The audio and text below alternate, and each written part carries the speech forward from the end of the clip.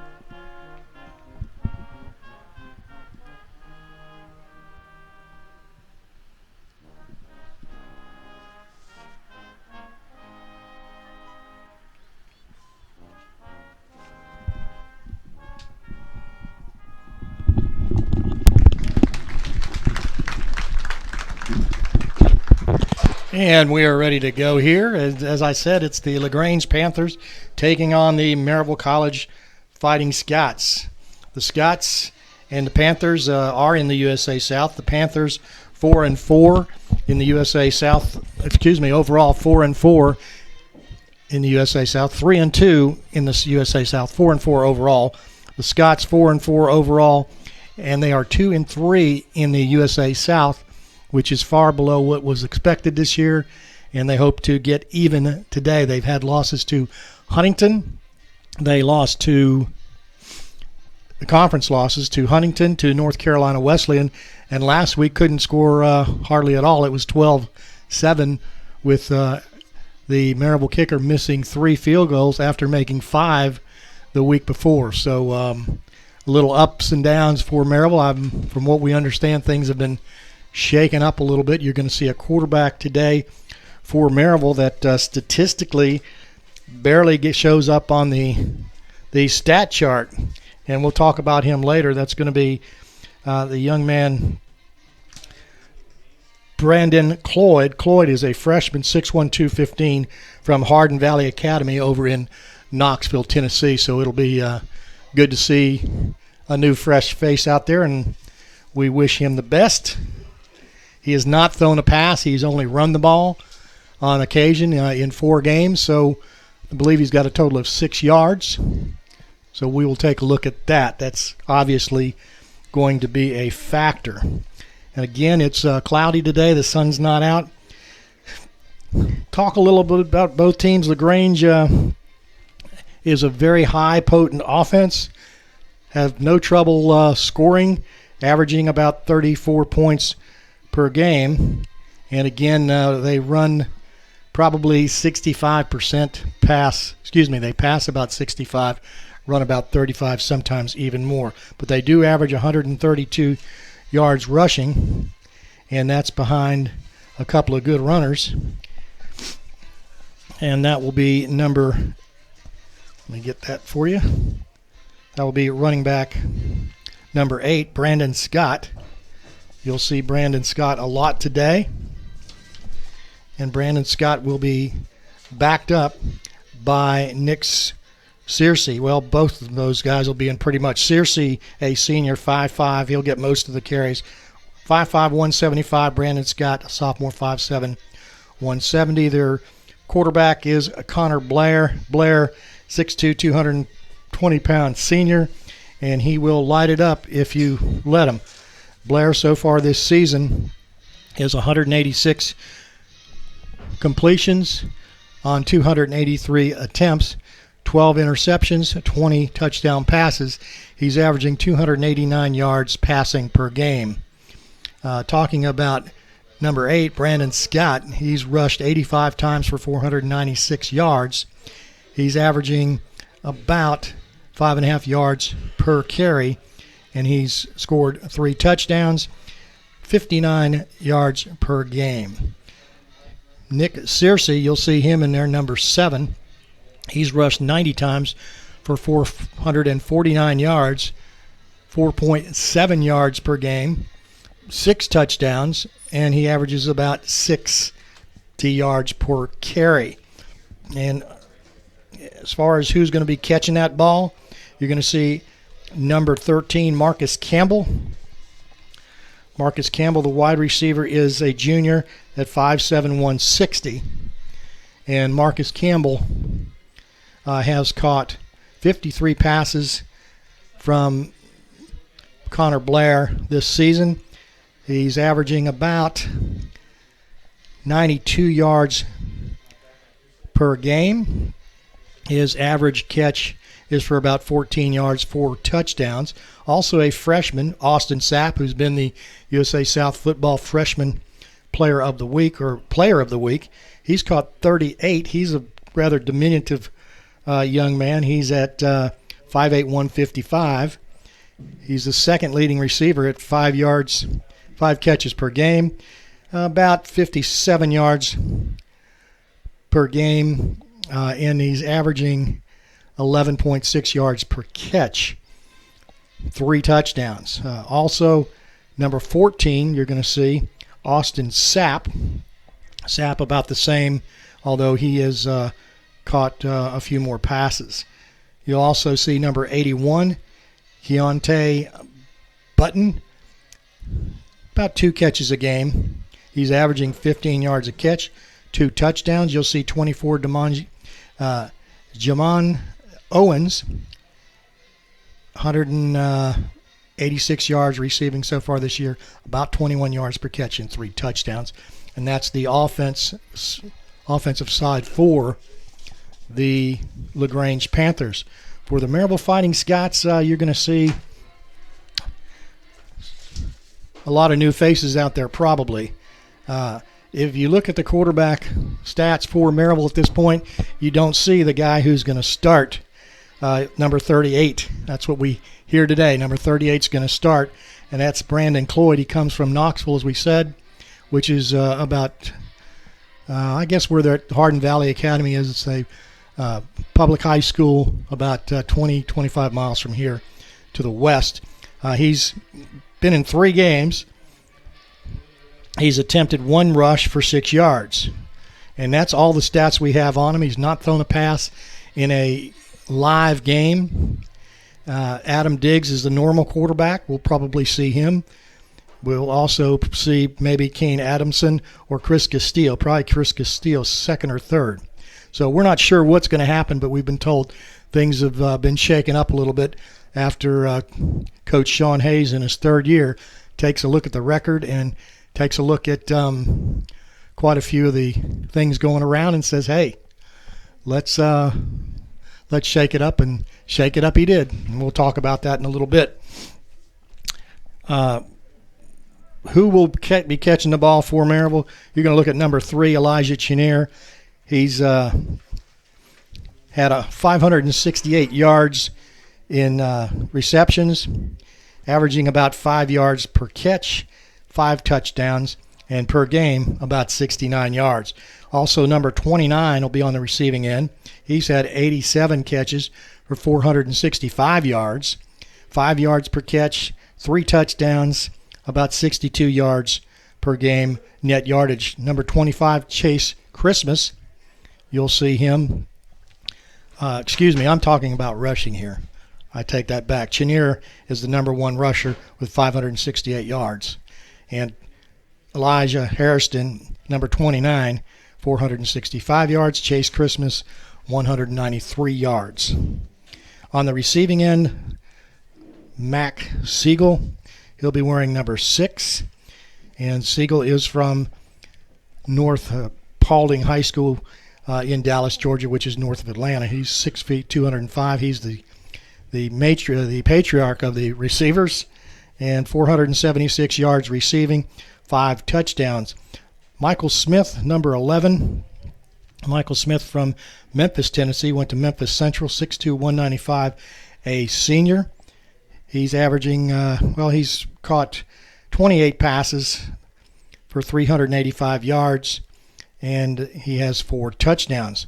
Number 13, Jordan Ligon. Ligon is a junior wide receiver, 5'11", 165 from Smyrna, Murfreesboro, Tennessee. And Ligon has 292 yards in receptions, 2 touchdowns. You might see Elijah Chenier coming out of the backfield. He's got 142 yards of receptions. And you may see Juwan Hill with 127 yards. Occasionally they'll throw to the tight end. Number 43, Brody Hess, will be out there. And Ben Buell also. Tight end Buell's been here. He's a senior. And so that's who will run and who will catch. And kicking will be Keith Horn, number 27. And he will be the field goal kicker. Captain's about ready to head out onto the field. Starting lineup for Maryville and for the LaGrange Panthers with about 4.5 minutes left to go. Maryville's captains are Elijah Chenier, the junior from Sterling High School in Baytown, Texas. Also, Mac Siegel, a sophomore wide receiver. We talked about him from North Paulding High School in Dallas, Georgia. Also, Adam Diggs, he's out there as captain, 6 feet tall, 200 pounds, from Fulton High School in Knoxville, Tennessee. You'll also see Eddie Burton, the defensive back, 6'2", 190 from Jefferson County in Wadley, Georgia. And representing the line will be number 70. He's on the offense. He's the senior center, Jesse Benvenidez Munoz, as the Scots come out onto the field right now. Munoz, 5'11", 255 from San Marcos, Texas. On the other side of the field, and we will try to check those numbers. They're kind of small. Number 77 for LaGrange is Hank Harrison, senior offensive lineman from Kathleen, Georgia, 6'2", 305. Number 65 is Zach Richards, the senior offensive lineman, 6'2", 275 from Valdosta, Georgia.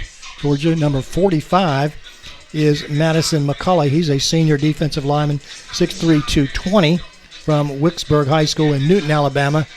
And number 37, it looks like out there, Zach Kudwa, the senior kicker from North Paulding in Dallas, Georgia. So we're about ready to go. Maryville is in the maroon, or garnet as we call it here, the garnet jerseys, the charcoal gray breeches and white helmets. LaGrange in the black helmets, black pants, and white shirts. A couple of the things you may want to think about today as you listen to this. LaGrange putting up 34 points per game, and they throw more than they normally do than most teams. Maryville on the other side has a good defensive line. They have recorded 17 total sacks, so they'll get a lot of opportunity today for those sacks. And LaGrange has given up 16 sacks. LaGrange has caught or Well, LaGrange has won the toss. They have deferred. Maryville will receive. Maryville will be on your right, which is actually the northeast, probably more east. And LaGrange will have their backs to the west, which is, we call it, it's Court Street, and that's the scoreboard. Track a little muddy, and we'll see what Maryville does here on the opening kickoff. LaGrange certainly is one of the teams that has a senior-laden offense, especially on the offensive line. That's something we'll look at today as both teams get ready to take the respective sides. Again, Maryville on the right side and LaGrange on the left side. Getting ready to kick off is Zachary Kuda. He's a senior, 5'11", 160.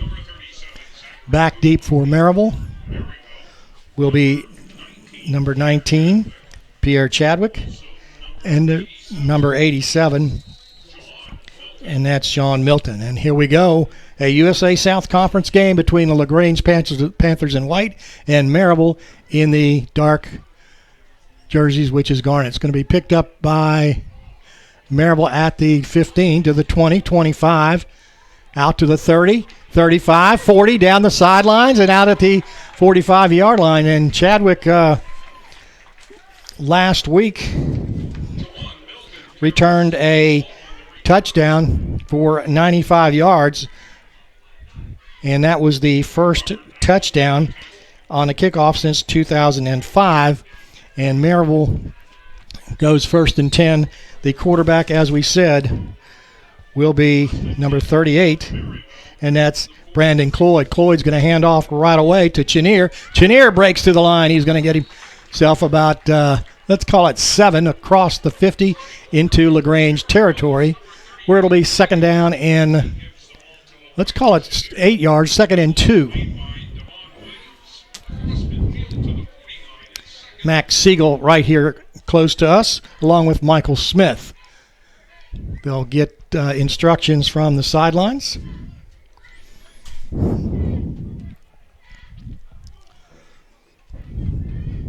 Cloyd with the handoff.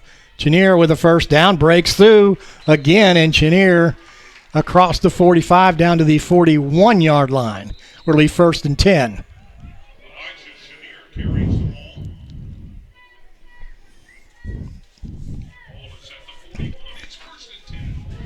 Again, starting quarterback for Maryville is Brandon Cloyd, a freshman.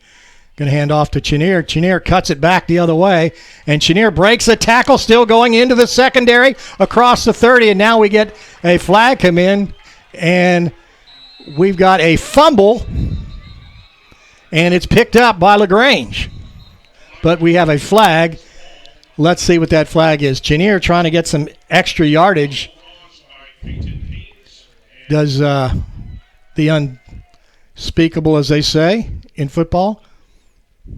And this is probably going to be a hold or something, or a clip, let's see, against Maryville, I would think.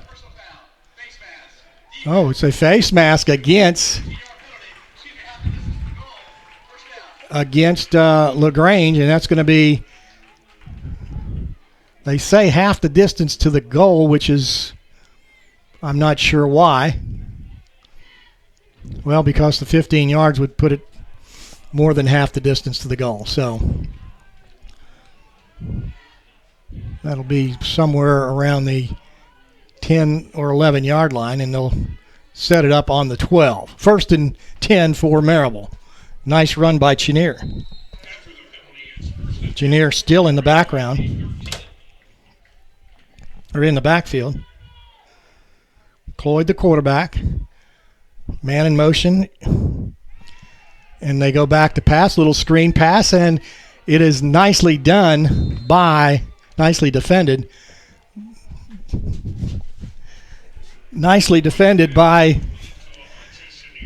LaGrange.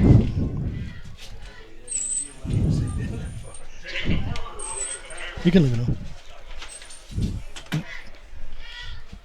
So it'll be 2nd down and 9. They've got 1 yard on that. Cloyd, the quarterback, number 38. 6'1", 215. Will hand off, and it is up the gut and on the right side, probably the big gap down to the 5-yard line. And Harrison, number 29, with the run. Some fresh legs.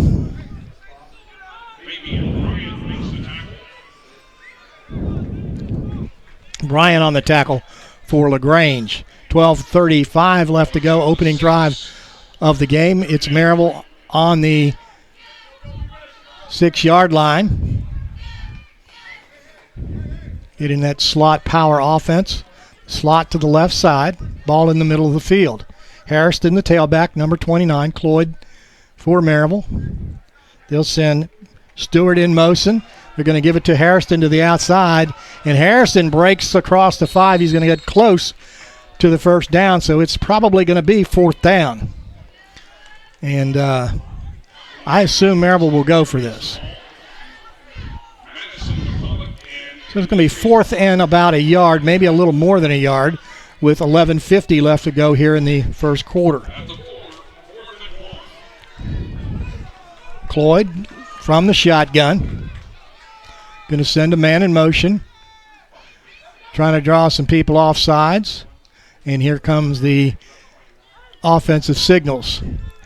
I would bet it goes to Harrison up the middle. And it's Harrison, and he'll go into the end zone for a touchdown, Maryville. Opening drive for quarterback Bart Cloyd sends the Scots to a 6-0 lead. The drive about, I believe it was 55 yards. We'll have that in a second.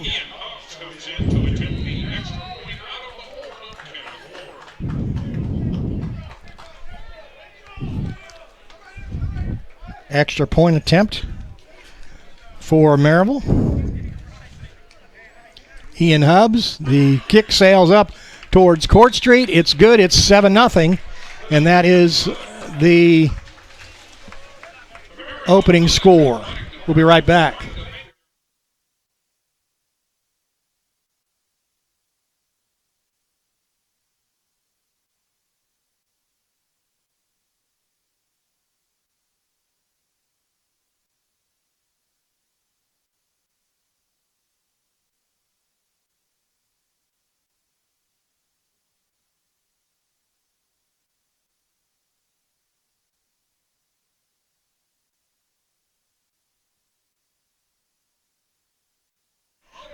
Welcome back, everybody.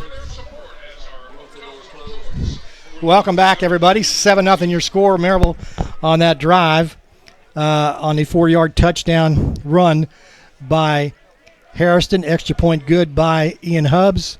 6 plays, 57 yards. Took 3 minutes and 34 seconds. I want to thank some of our sponsors and our key sponsors for today, the Blunt Partnership, Jasper Highlands, Premier Transportation, and Smoky Mountain Brewery. We'd also like to thank Kenjo Markets, Firehouse Subs, Realty Trust Group, LeConte Wealth Management for their key support during the 2017 and 18 season. Back deep is number 81, and that's Keontae Button, a senior. Horn with the kick. It's going to be short. Going to go back to the 25. They say fair catch on the 22.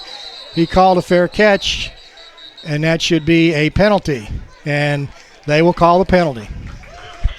You can't fair catch it and run. That'll set delay of game is the technical call of that. And that'll be a 5-yard penalty, and it'll be first down, but 5 yards back.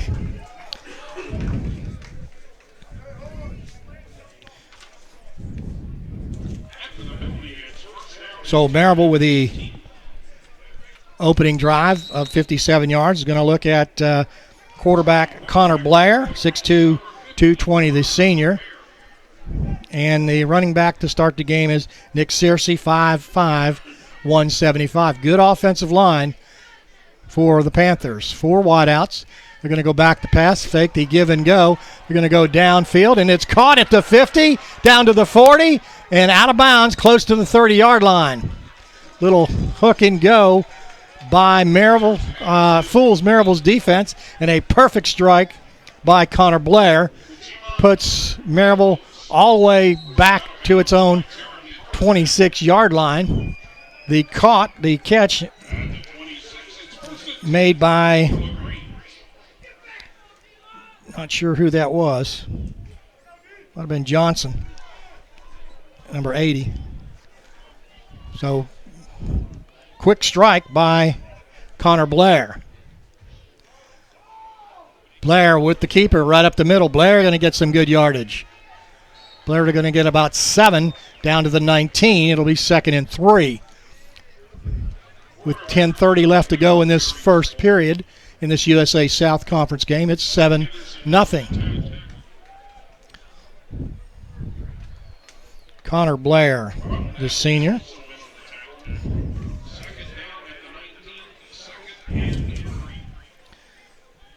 $66% completion record. Blair, quick pass to the backfield, and Maryville right on it and taken down for a loss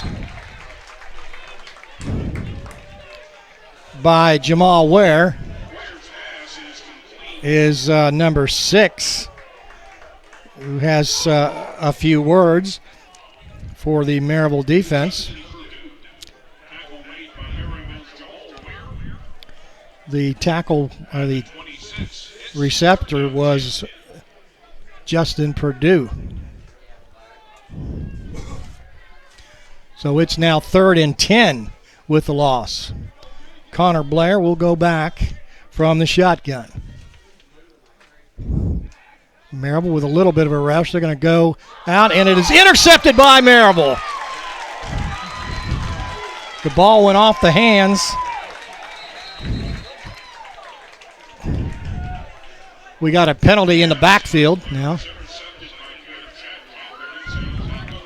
This could bring it back.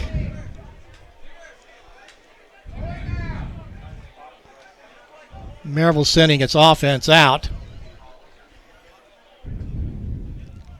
Result of the play is an interception by the defense. After the play, unsportsmanlike conduct, number 10 of the defense. Going to be assessed 15-yard penalty. So Maryville was called for a unsportsmanlike conduct penalty on Jamal Ware. And I'm not sure why that was called, because There's a personal foul. Penalty enforcement is the same. First down. it was a personal foul. I'm not sure what Ware did. I realized he made the tackle, but it was first down anyway, 1st and 10 for Maryville. Maryville leading 7-0 with 9:15 left to go in this first quarter.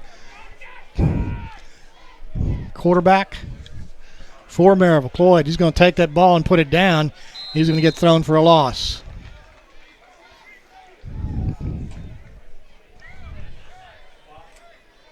Brandon Cloyd.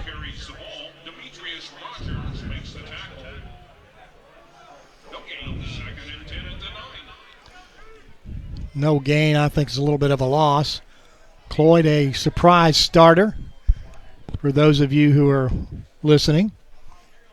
I believe his coach is here from Hardin Valley, and he's going to hand this ball off, and getting nowhere is Maryville's Elijah Chenier. Wholesale substitutions by the LaGrange Panthers. The head coach is Steve Pardue. This is his first year. It's 3rd and 11, and I suspect Maryville will keep it conservative here, up 7-0 at the 8:11 mark in the first quarter. He will shift Chenier from the left to the right side. 3 wideouts in the pattern. Cloyd going to take off down the sideline, and he's going to get about 5 yards before he's tackled on the sideline, and I'm going to try to get that number there. I believe it was 20-something. I'm still looking. It was 28. So the tackle made hot by Hollingsworth.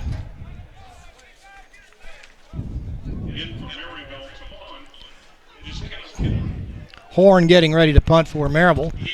And back deep for LaGrange is Owens. Good high punt, going to drive Owens back to the 40 with a fair catch. And they'll probably place it on the 40-yard line. So on the exchange of punts, or after the interception, Maryville cannot make it good, and they take LaGrange back to the 40. That's where they'll start their second possession with 7:13 left to go in this first quarter. Maryville up 7-0. USA South Conference game. Maryville trying to even its conference record up with 3 losses. First time in many, many years Maryville has had 3 conference losses.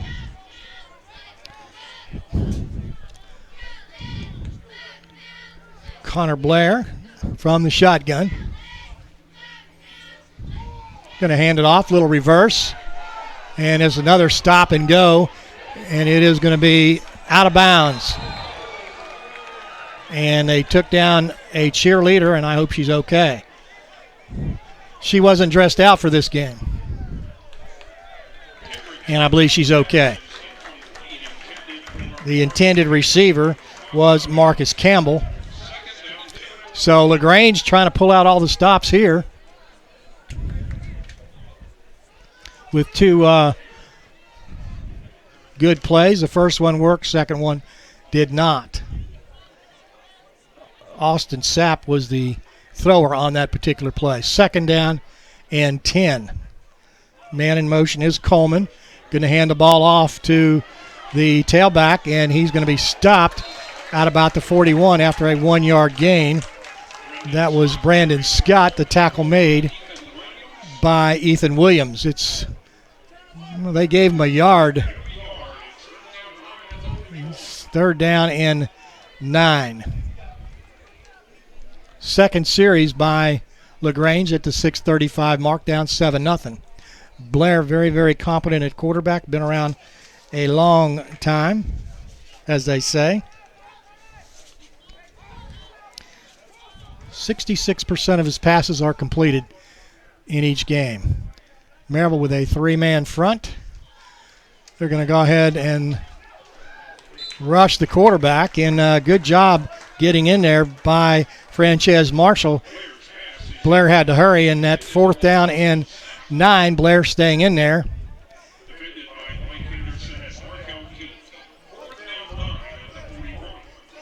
I'm sure they've practiced this play quite a bit. Now he'll go back to punt. And Maryville should have been ready for that, but they weren't. And he's had quite a few punts during his career, and I'm surprised nobody was back deep. And that cost Maryville about 15 yards on the bounce back to the 11. So field position, the name of the game. Maryville leading 7-0 with 6 minutes, 3 seconds left to go here in the first period at Maryville. Bart Cloyd, the starter for Maryville. I keep saying Bart, and I take that back. I apologize. It's Brandon.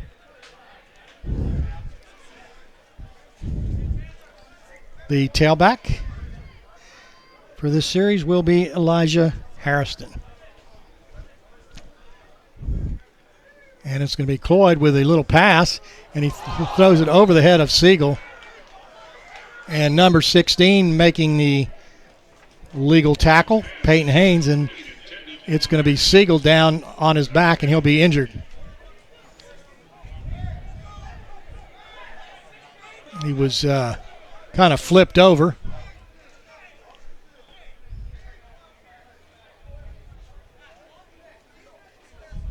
And he'll probably come out for a couple of plays. Hopefully he's all right, and he is. Gets up. Not happy with the tackle, but again, a legal tackle.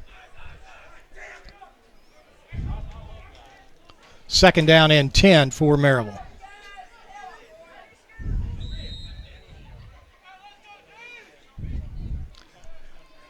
As a player, when something like that happens that upsets you, you got to let it go and go to the next play. 2nd and 10 from the 11-yard line. Maryville moving in tight formation, 2 wideouts on the right side. Going to go into the boundary, and getting about 4 yards will be Hairston. Elijah Hairston carries the ball. Corey Page makes the tackle. At the 14, 3rd down 7.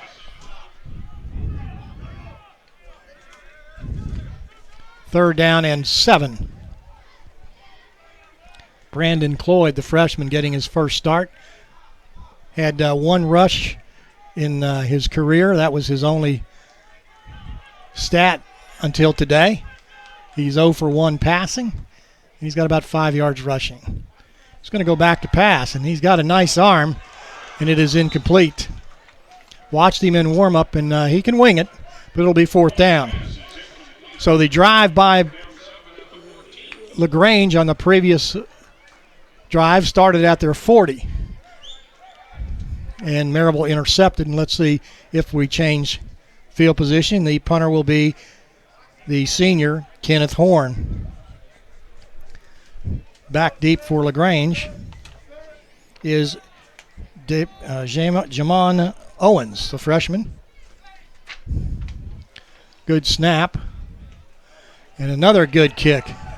A fair catch, and it's back to the 40. And that's right where they started, so no field position game. Actually, they're going to put it on the 39. So no field position gain on the exchange. The interception by Maryville and the punt by Maryville. So 1st and 10. Haven't seen too much of their rushing game, although they do rush quite a bit between Brandon Scott and Cersei.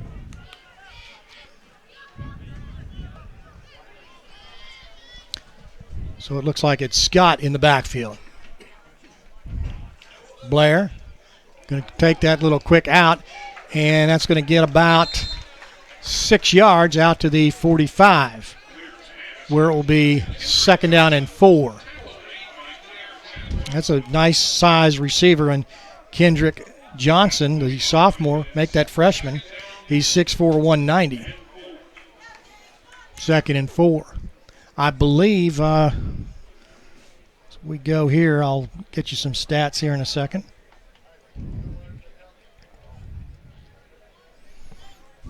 One first down so far for LaGrange. And they're going to hand off, and getting good yardage, especially after the initial contact, and getting about 10 yards to the Maryville 45-yard line. 1st and 10 for LaGrange. Cersei on the carry. Blake Henderson on the tackle. Henderson, a local product here from Maryville High School. Wearing number 26. He's a sophomore. He's on several state championship teams, 2, I believe, for Maryville High School. Blair. Going to throw that little quick out again. And again, it's going to get good yardage. So that's just like a running play. And this time, instead of 6, they get 7 at the 3:35 mark here in the first quarter. Maryville up to 7-0. 2nd down and 3. And that's the situation that Coach Purdue would like to see Blair in, and that's 2nd and short. So Maryville depleted on that defensive line.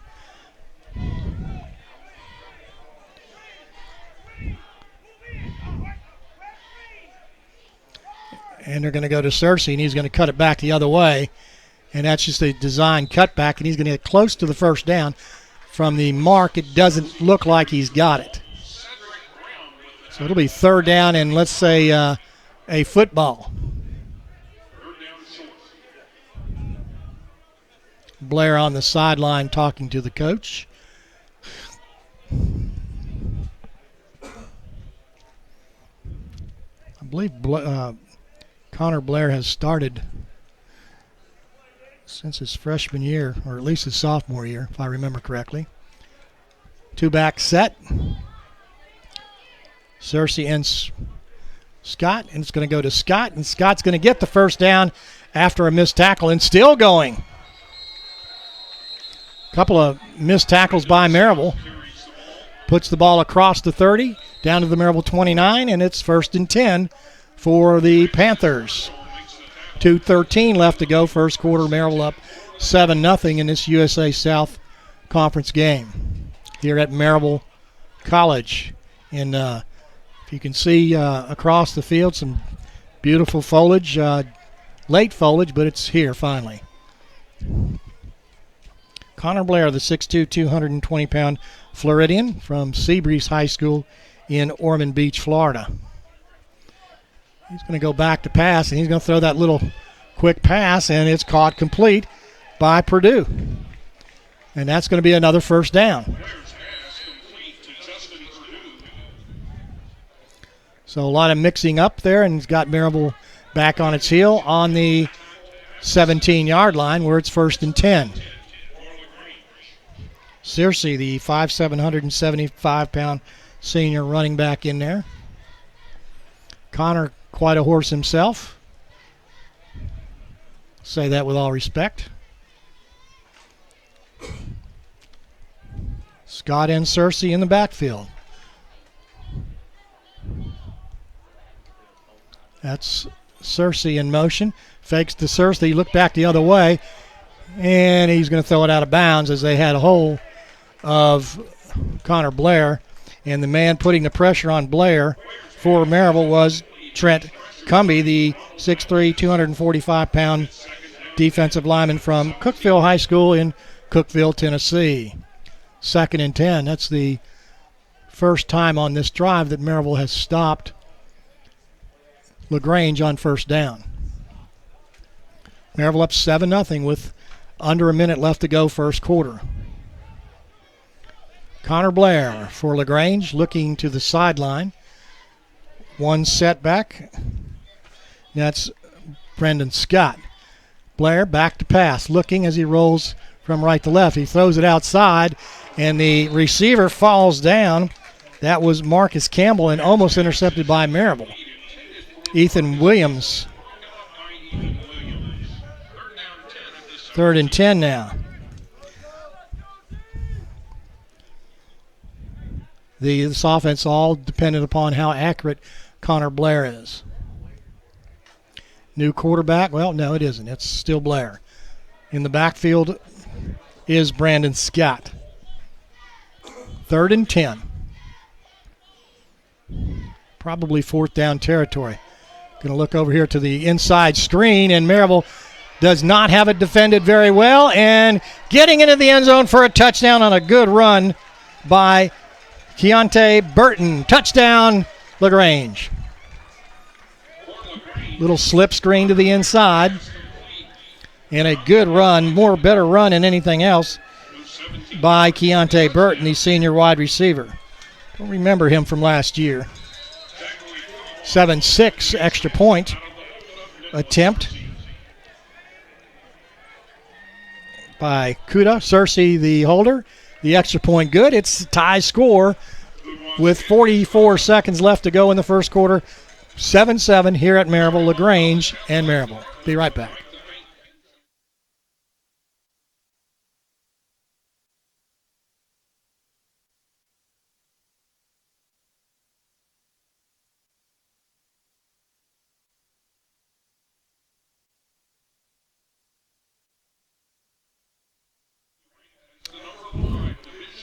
Thousands of fans and friends and competitors come to Maryville each year to see the Fighting Scots and to go to college here.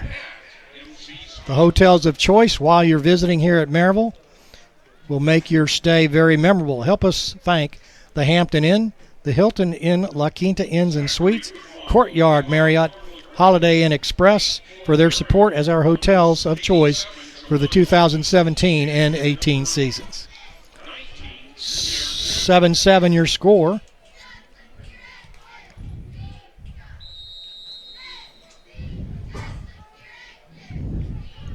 That drive, 9 plays, 61 yards. Took 5 minutes and 2 seconds off the clock. Chenier back deep. His numbers. This is short. And it's picked up by Maryville. And breaking through the line of scrimmage is number 36 for Maryville. And he's slung down by the head. And that was a good run by Rodney Mara, the freshman from Siegel High School in Murfreesboro, Tennessee. Puts Maryville in great position. It usually happens when you have a little mix-up. You get people kind of slowing down. They did, and I believe there's a flag. Is there? No. You know, that horse collar tackle by the head rule thought was going to be a point of emphasis, but it's happened on both sides today. Not been called. 1st and 10 at the LaGrange 26-yard line. About a 35-yard run back. Adamson now back to pass over the middle, and it is thrown into the dirt. And the defender was Devon Williams, and Williams acted like he had something to do with the incompletion. Was thrown in the dirt. But out there, those competitive juices flowing, anything can happen. Chenier flipping from the left to the right side. Kane Admonson,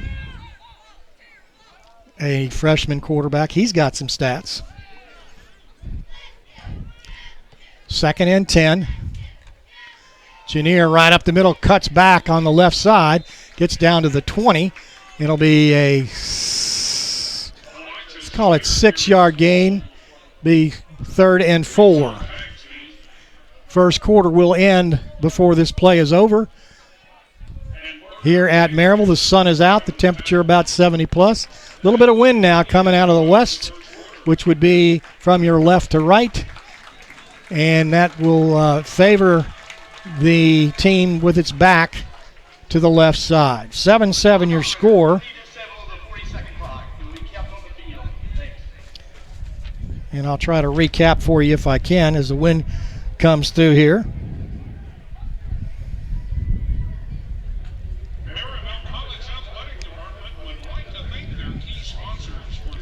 So let's see if we can get some stats for you coming at you as best we can.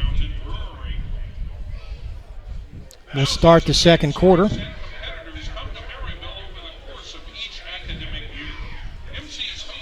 With Maryville 3rd and 5 at the 20-yard line.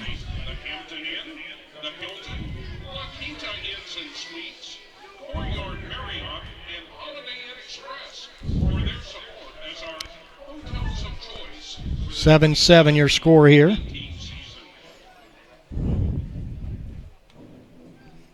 Maryville with 3 first downs, LaGrange with 5.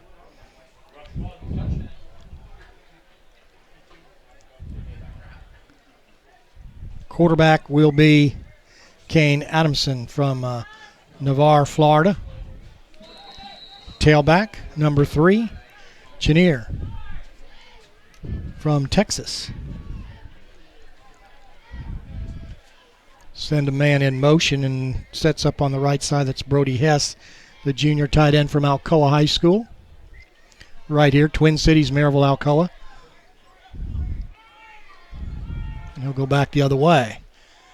The little read option, and that's breaking through the secondary inside the 5-yard line, Elijah Chenier. 1st and goal for Maryville.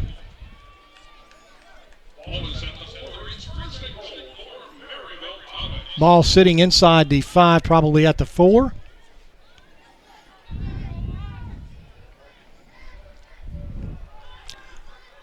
And we've got movement by Maryville in false start. This time, let's thank Kenjo Markets, Firehouse Subs, Realty Trust Group, and LeConte Wealth Management for their key support during this 2017 and 18 season. And we'll be back for basketball in a couple weeks as well. Last football game at home next week, right here. Maryville sends a man to the other side. Brody Hess H-back or tight end. Actually, he's like a halfback. And now we get a whistle, and Maryville runs out of time. Delay game. Offense, number 1. 5-yard penalty. Still first down. And if you look at the goal line, the quarterback with his back or facing the goal line right now, that clock is not operating, that time clock. So Kane Admonson had no way of knowing how much time was on the clock, although in your head you should have it. It's Chenier to the outside, cuts it inside. It's going to get down inside the 10, or it's going to be third down, and 6.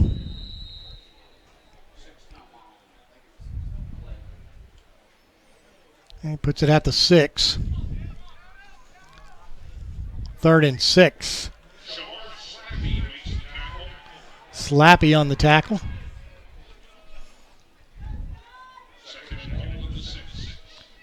Wide out to this side is Lewis. Smith in motion, left to right. Handoff to the outside, cutting it up to the 5. And that certainly looked like a face mask. But no, it wasn't. Tackle made by the linebacker, Fabian Ryan from Hiron, Georgia. So it's 4th down, and after last week with Maryville missing 3 field goals, they're probably going to go for it or try to draw them off sides, although they can't get a first down, so no need to draw them off sides. I take that back. But previous game, Methodist field goal kicker made 5. 3rd and 5 into the corner. And we get a late flag, and that's going to be a hold. And the sideline judge standing on the 5-yard line could not quite see it, his back to it, or his back of the defender. So by rule, pass interference in the end zone, the ball gets placed on the 2-yard line and it becomes a 1st and 10. The right judge called it, the back official, right there on the play. Tailback Andrew Brown, That's Christmas in there right now for Maryville. Going to get it, and he's going to be met in the backfield.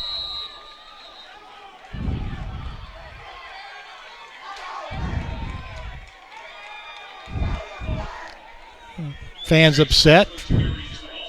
Felt there should be a flag. I don't think so. Some good tackling out there. Fabian Ryan on that tackle. Loss of 2. I'd be excited about it as well. Wide to the left side is Smith against Slappy. That's Shamar Slappy, the defender. And Christmas. And now we're going to get a flag. And that flag's going to be against number 43, I think, Fabian Ryan. He's coming off the field because his helmet came off. But I think taunting might be the call.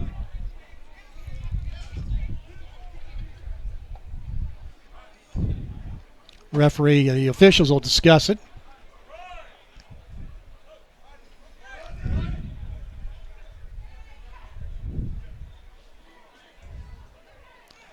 Waiting on the call.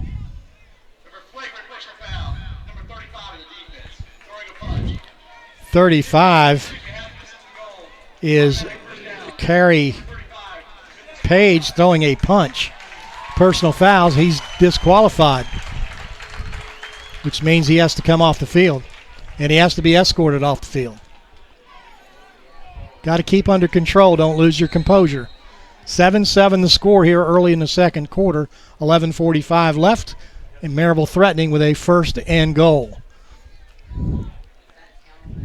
And Admonson to the outside, cuts it up in, and touchdown Maryville. Kane Admonson from Navarre, Florida, 5'10", 175, gets the touchdown. So Maryville up 13-7. Horn will hold, and attempting the extra point will be Ian Hubbs. 13-7. Extra point attempt ready to be executed. 11:33 left to go in this second quarter. Kick sails high, and it is good. Maryville up 14-7 with 11:33 left to go in this quarter. It was a good drive by Maryville that time. That's all good drive, and that had to do with a great run back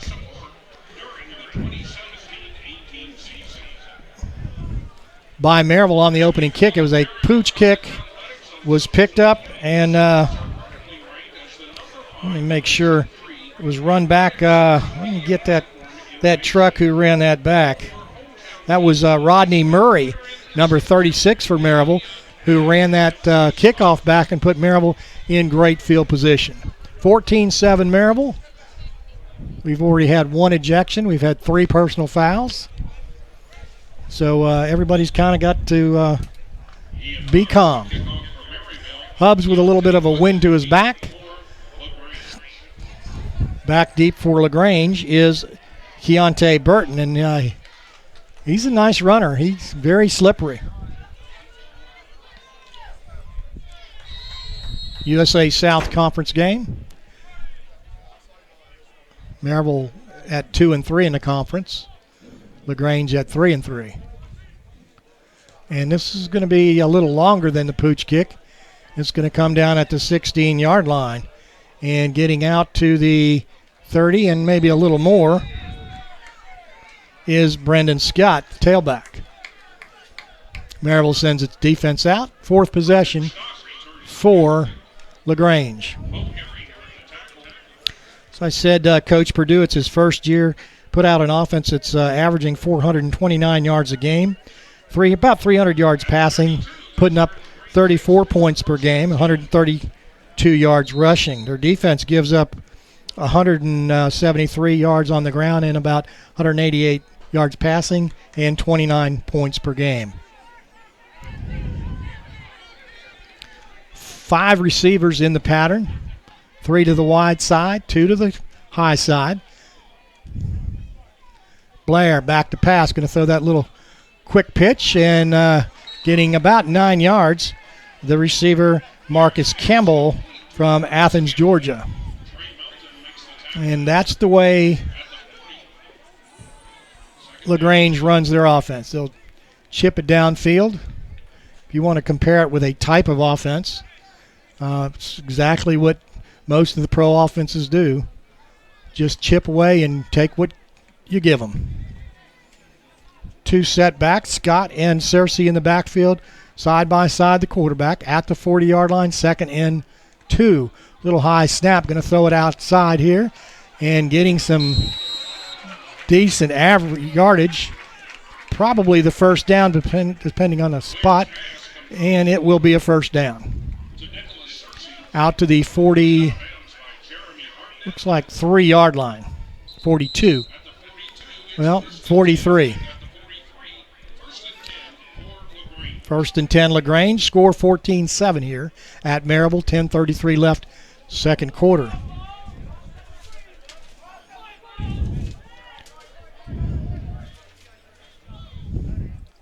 Blair with the read, going to go to the outside. He's going to get some yardage, and the initial hit made by the Maryville defender, Eddie Burton, the defensive back from Wadley, Georgia. Good gain on the read option by the quarterback. Nice tackle, but it's 6 yards further down the field, 2nd and 4. Ball set at the LaGrange 49-yard line. 14-7 your score here at Maryville.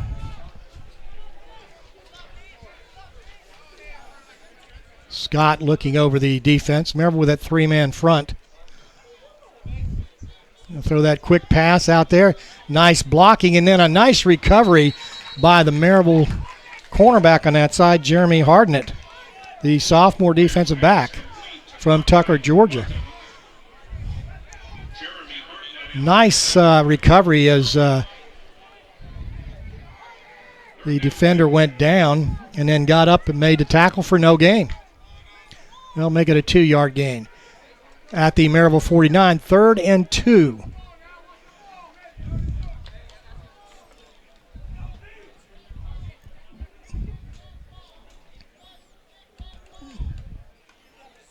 And they're going to hand off, and getting the first down on some great second effort, the senior tailback, Nicholas Searcy. Good extra effort by Nicholas Searcy, 5'7", 175 from Peach County High School. 8:41 left to go here in this second quarter at Maryville, a USA South Conference game. LaGrange out of LaGrange, Georgia with the ball. Searcy to the right of the quarterback, Blair, from the shotgun. Going to throw that quick pass, throws it down low in about the only place it could be caught, and it's caught in about an 8 or 9 yard gain. And the reception by Justin Purdue, 5'6", 145. Second down and 8. So they execute properly. They've got second down and short. Tough position to put your defense in because you have to honor everything. Checking off is the quarterback, Blair. Looking, going to throw that swing pass out to Searcy. Searcy getting out of bounds at the Maryville 31-yard line. So another first down for the LaGrange Panthers. 14-7 your score here at Maryville. Blair 9 of 13 for 120 yards thus far.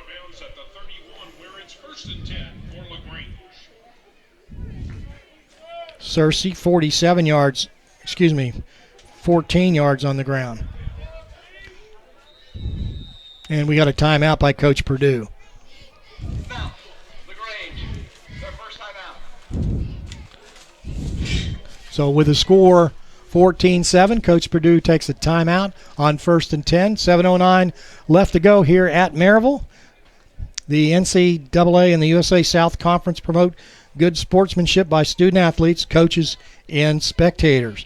We request your cooperation by supporting the participants and officials in a very positive manner.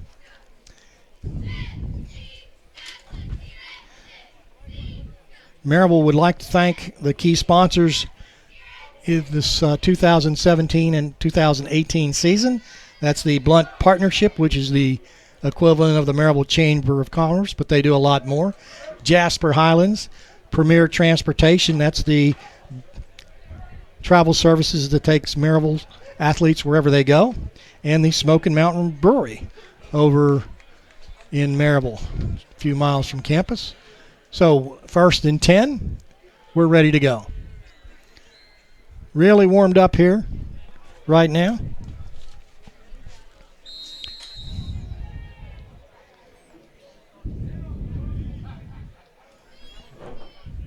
Connor Blair, the quarterback. Go back to pass, looking right, fakes left. Going to throw this ball deep downfield, and he throws it out of bounds. And that's what a senior quarterback will do when you're covered. Going to throw it away, not take the sack.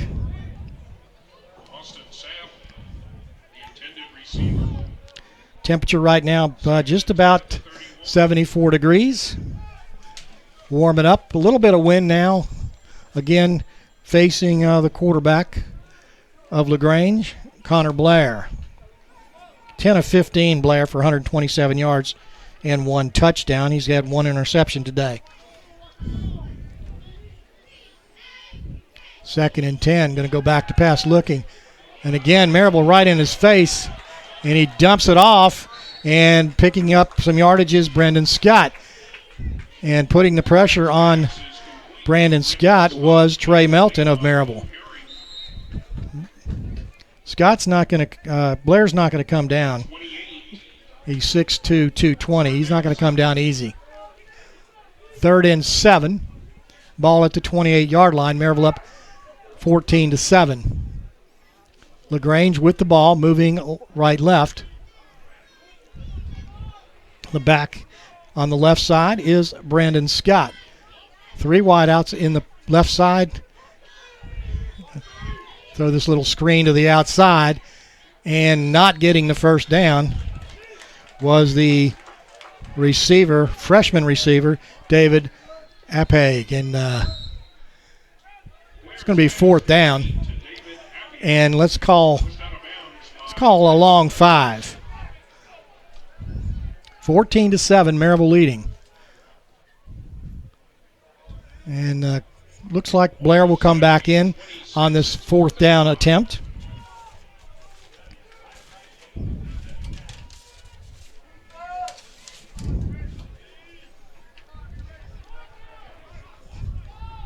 I'm not sure if he called timeout. Well, he didn't. The play clock is off on both sides of the field for some reason. Back to pass. Blair looking. Going to throw it over the middle. Caught complete. And getting the first down is Austin Sapp. Came all the way across the middle.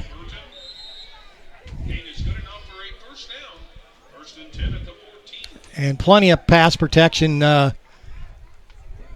for a guy like Blair. He'll pick you apart. 5:19 left to go, second quarter.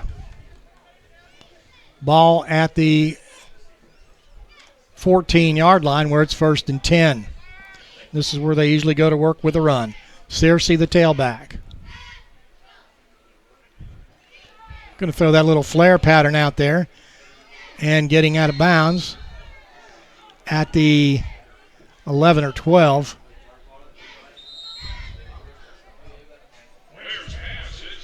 Second down and 8. Ball at the 12-yard line. And again, the play clock that the quarterbacks look at is inactive. Call maintenance right away.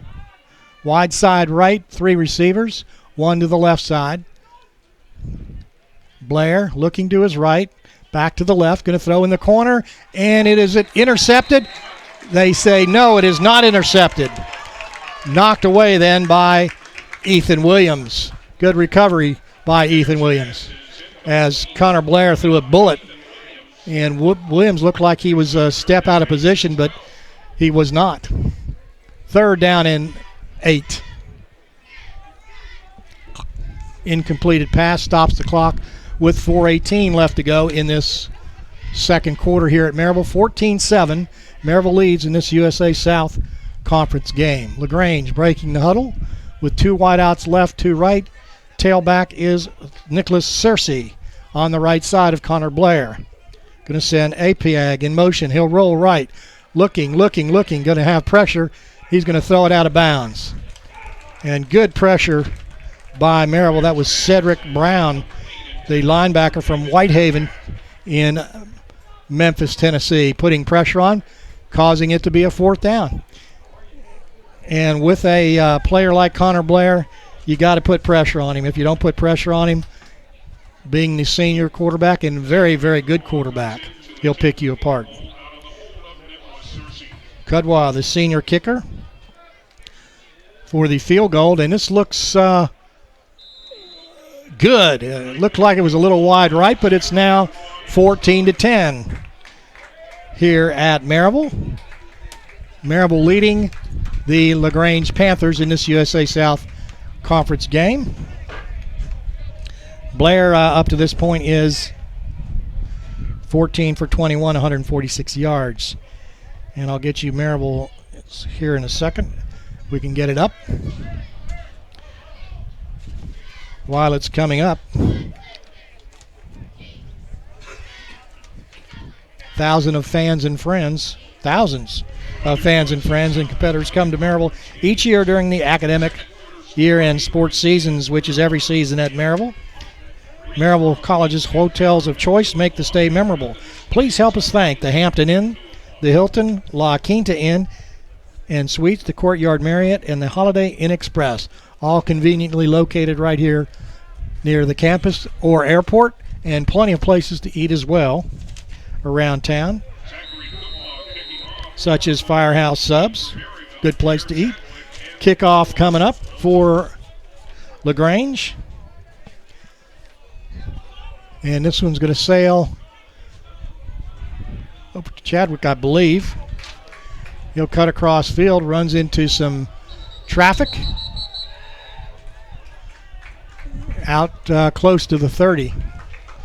And Jaylene Joyce of Maryville from Columbia, Tennessee, Columbia Central, had a great block on that kickoff. 4 minutes, 3 seconds left to go.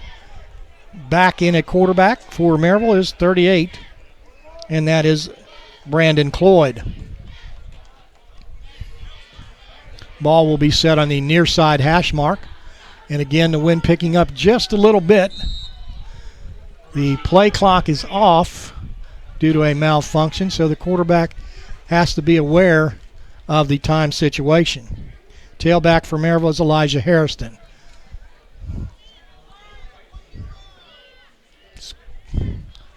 Back to pass, looking, going to throw this ball downfield, and it's going to be caught. And down at the 30, breaking a tackle, and he's going to go all the way. Max Siegel for a touchdown, and that is for 72 yards. Touchdown, Maryville. And a nice pass by Brandon Cloyd. And I'm sure Siegel's happy about that after getting upended on in a previous series, ended up on his head, and was not happy about the tackle, although it was quite legal. I think he was more upset that he got hit that hard. But he just made it happen. Extra point attempt by Maryville. Kick sails through the uprights, and it's good, and Maryville leads 20-10 with 3:51 left to go on a 72-yard touchdown hookup between Brandon Cloyd and Max Siegel. Pretty pass. And what I liked about that is he threw the ball up high enough that it had a little bit of air under it and the receiver could run under it. But what was special about that was Siegel breaking the tackle. And Coach Hayes really upset about something. Not sure.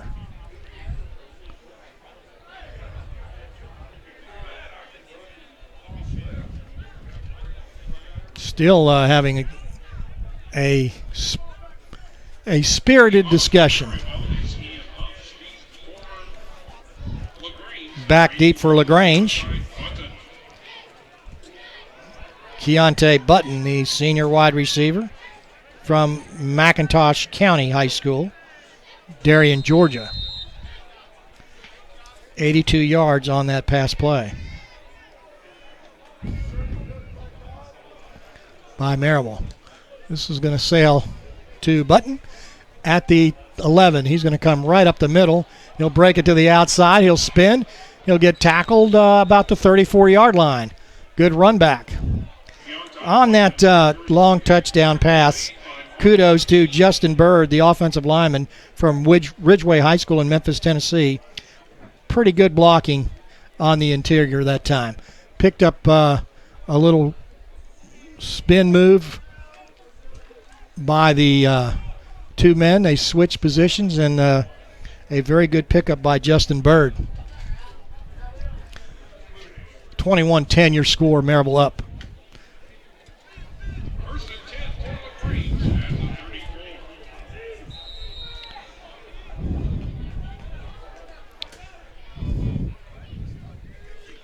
Blair set somebody in motion, and this is just that student body left. They'll pull both guards. They'll have an H-back coming in there. They'll have a wide receiver coming in to block. And if everybody's blocked, you get some good yardage, which they did. Second and 2. Let's make it a long 2.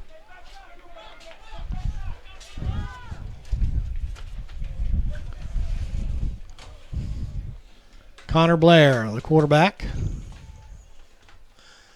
Look to pass, looking right, and he throws it right into the seam, and it's completed on a bullet to Austin Sapp. That's a first down at the Maryville 49-yard line.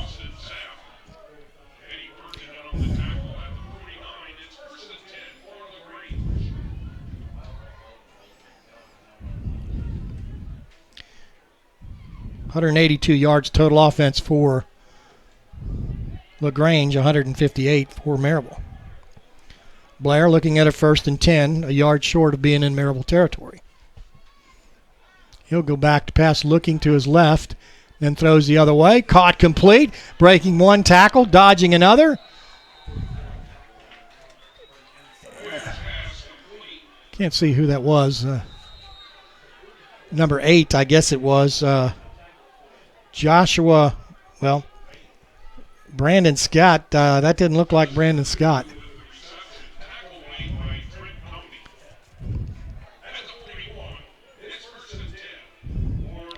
Said it was Purdue, but Purdue was out there blocking, unless there was a fumble or something.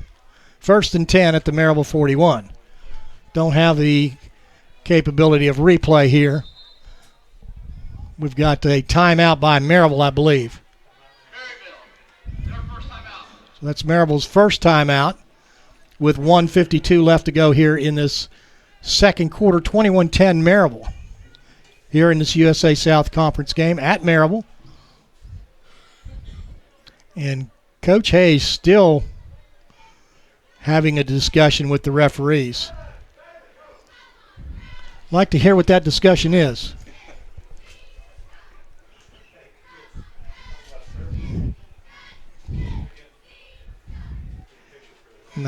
Whatever the discussion, if there's contention, you're not going to win it. And I know Coach Hayes knows that, but he's making his point. In the booth with me, Coach Don Story here. Good to have you, Coach. Thank you, sir. I see you've taken off your Halloween costume, right? You don't have it on. I may look like it. Good to have you here, sir. As usual. From the 41-yard line, Connor Blair looking over the Maryville defense, 1st and 10. Trying to get into the end zone before the half. Going to go that stop and go and then throw it way out here to Sapp, and Sapp gets knocked out of bounds. No, he did not get out of bounds. He got about 5 yards. Good defense by Maryville over there. Ware on the tackle for Maryville. Ball at the 34-yard line. 2nd and 3. But the clock runs. 2 timeouts left for LaGrange. Blair looking. Can throw this ball deep downfield, and now they're going to call Maryville on pass interference. And that was pass interference on Chadwick. Chadwick thought the runner was going to break off downfield behind him, but he turned. And there's not going to be any flag. It's probably, let's see. Ball was tipped. Okay. And you can hear, the way this press box is set up, you can hear the opposing coaches because they're right next to us. And, of course, they don't agree with that. I don't think I'd agree with it either if I was an opposing coach. So it's 3rd down and 3. Big play for the LaGrange Panthers as they want to get on the scoreboard. They're down 11 to Maryville right now with 1:12 left to go before halftime. 3 wideouts on the far right side, 1 on the left, 1 tailback. Need a little pressure if you're from Maryville. Here comes Maryville with the blitz. Throws the ball right over the middle, and it's caught complete as the inside receiver just sat down in the zone. And quick pass, and Connor Blair with the completion. Senior quarterback.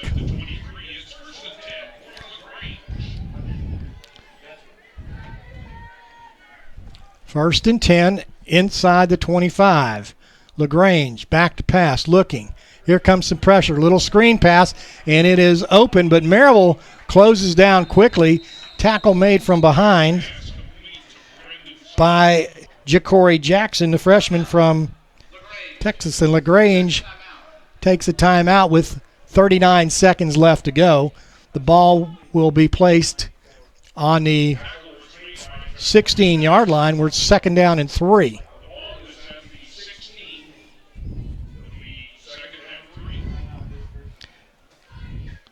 The scoring as we have, Maryville led 7-0 in the first quarter on their first drive.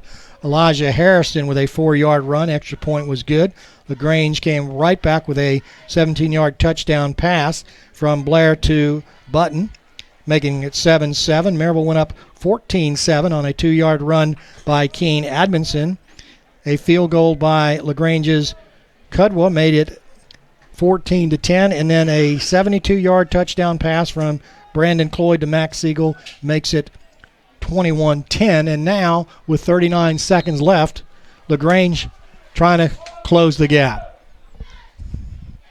Go back to pass, looks, going to throw the ball, and it is knocked away. The Chadwick on the defense, and you can tell 35 seconds left first. That's the most important thing. You can tell Blair is very experienced as he throws that ball where the defender can't get it. That time, the defender got it. But you got to have pressure on Cloyd, on Blair to make him throw it quick. You can't give him time. You give him time, it'll be trouble. 35 seconds left in this half. Maryville up 21-10. LaGrange threatening from the 16, back to pass, and he's going to be sacked. And it was the blitzing Brown, the linebacker, coming in, and with 4th down now, Blair has to come out as his helmet went off.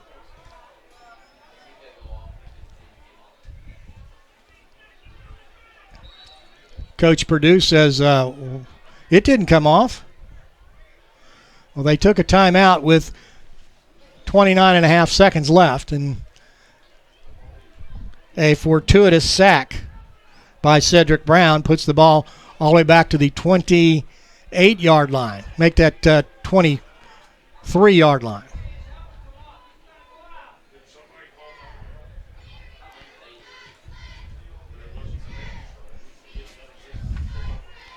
Coach Humphreys out there saying his helmet came off. And the referees are saying no, yes, no. Let's see what happens.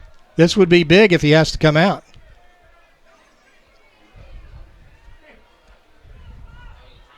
And he's not coming out.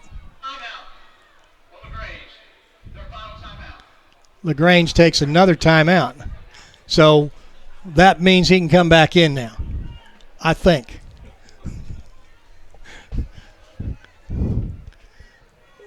That's I guess that's the rule. I do not know. So 4th down and 10 with 30 seconds left to go. Maryville up 21-10. LaGrange back to pass, looking. And the ball's knocked away by Maryville, and reaching down and knocking it away was D'Angelo Cullington, the senior from Irwin, North Carolina. So ball over on downs.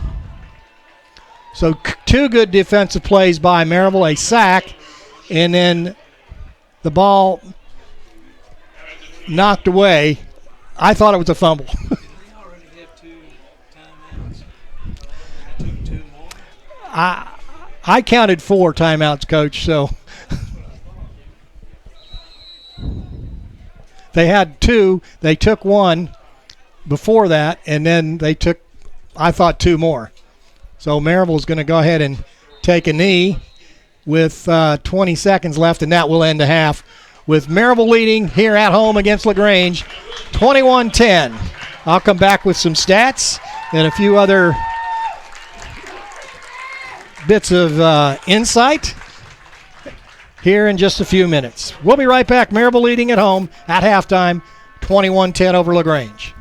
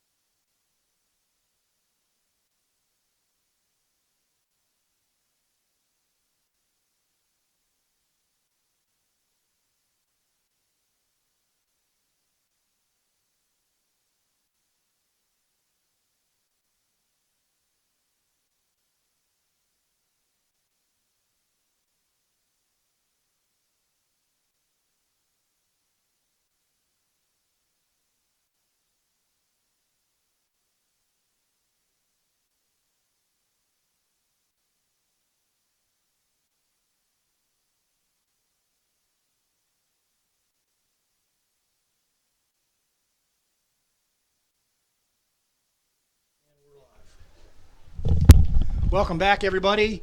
George DeBobby here at Maryville College, where the score at halftime is Maryville 21, LaGrange 10. And the last series of downs, kind of confusing, but I have an expert on the rules here to tell me that when they take a second timeout, it counts as a down. The question was, the quarterback for LaGrange, his helmet came off. By rule, he has to go out of the game. By rule also, you want to explain that, Dr. Bogart, president of Maryville College? I can explain a lot of rules, but I must confess I was actually a soccer player, and so if you want the offsides rule explained, I can do that. But I think it has something to do with the timeout counts as the play that he has to sit out.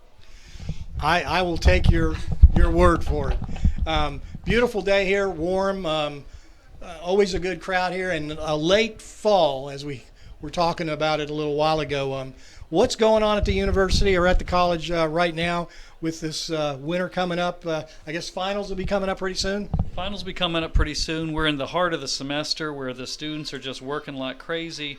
This is getting close to the end of the fall sports, and we've had a really great season. The men's soccer team is playing in the championship game today. The women's soccer team made it to the semifinals, as did the volleyball team, and the cross-country teams, both the men and women, did very well, as did the golf teams. So we've enjoyed a great fall of sports here, and in less than 2 weeks, it's basketball season. So there's always something here. I'm always excited about basketball season. It seems like I never get home. Well, we love basketball season, and one of the nice things with our teams is there's the schedule, but then of course if they do well, the schedule goes a little bit farther, and we're proud to say that both teams seem to do a good job of extending that season as far as possible. Extending the seasons and sports and academics, it's always a good time. It's always a good time at homecoming, which it was a while ago. Good to see people come back. But one thing that always impresses me is that any time of year when you come here, there's somebody here that I meet, and I've been doing this for quite a while, that I haven't met before, that's an alum that you don't know is an alum, and they've been in town or they're just visiting. It's like homecoming every week here. It really is. It's such a family atmosphere and a community, and people build these lifelong friendships, and that's not just a phrase. The other day I was going to Pearson's for lunch and ran into a handful of people outside, one of whom was wearing a Maryville College shirt, and I said, hi, welcome, why are you here? And they explained there was 7 people from the class of 1985 who just like to get together every once in a while, and they were having kind of their own homecoming and reunion there on just a nice October Wednesday. And so that's the kind of thing that can happen, as you say, anytime here on campus, and we love to see people coming back.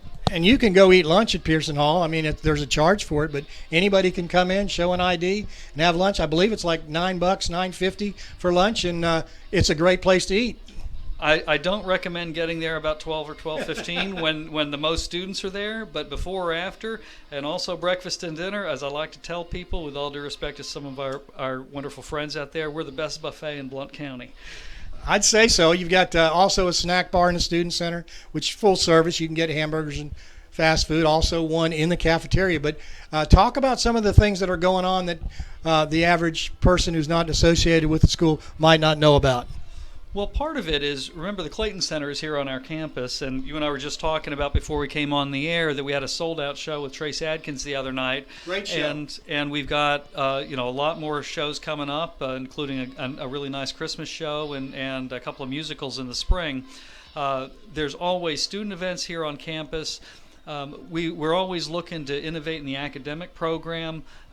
There's an accreditation set of things that we have to go through, but we're on track to actually have a joint dual degree nursing program with Tennessee Wesleyan. Excellent. That will be available next fall. So students would do 2 years here and then go to Knoxville, where Tennessee Wesleyan has nursing clinicals, and that's a nice opportunity for some of our students who are looking at that and didn't really have as direct a path to nursing before. So there's always good opportunities here.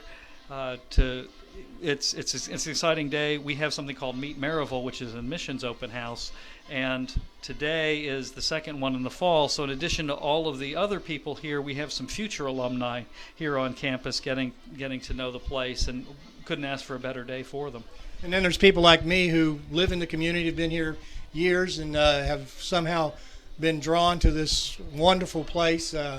I consider it my second home. Of course, I'm an Appalachian State person, and that's where I came to the mountains first. But you come here, and this is truly a great experience. Not only if you're a student or an athlete, but also as an administrator. It's a great place. Well, as I tell people, You're smiling all the time for some reason.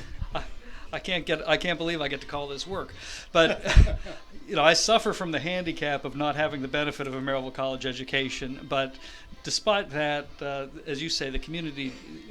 It doesn't matter if you attended here or not. If you want to come here and dive in and be part of it, it's a great opportunity. At the concert the other night, I was meeting some friends of a couple of alumni. She just moved here, and she's already volunteering both here in town and at the college. And I wasn't going to give away who the friends were, George. But that's really the spirit here. Is it's one of the things I like from the time I got here. Is okay, you weren't born here, but you got here as quickly as you could, and that was a good decision. How do you want to help out? Well, it was a great concert over at the Clayton Center. I mean, when you talk about a packed house, it was packed for Trace Adkins. One of the things we're going to go see, they've got a little play in one of these side theaters, Southern Fried Miracle, which we're going to go see. David Dwyer's involved in that, and Mike Everett. And that's always a good thing. We've seen a couple of those. And if you're, don't want to sit around and watch reruns of Barney Fife or something like that, you can really get a great value for your dollar by coming over to the college and participating in some of the ancillary activities. Absolutely, and Mike and David and the whole crew have just been such incredible supporters. I think one of the things I don't think everybody knows this, but basically the proceeds from that, they donate to the Clayton Center. And so it's not only a great show and a great community event, but they're very generous in then turning it around to the financial benefit to be able to bring in even more programming. And that, again, just speaks to the spirit here in Maryville and the way the whole community really rallies around and helps each other. Well, thanks, as you let us call you Tom. Thank you very much, Dr. Bogart. We appreciate it. It's always a pleasure, and thanks for doing what you do. Well, thank you. I appreciate it. Talk to you later. We're going to wrap it up here for halftime. We'll be back for some stats in just about 2 or 3 minutes. Maryville leading 21-10 over LaGrange.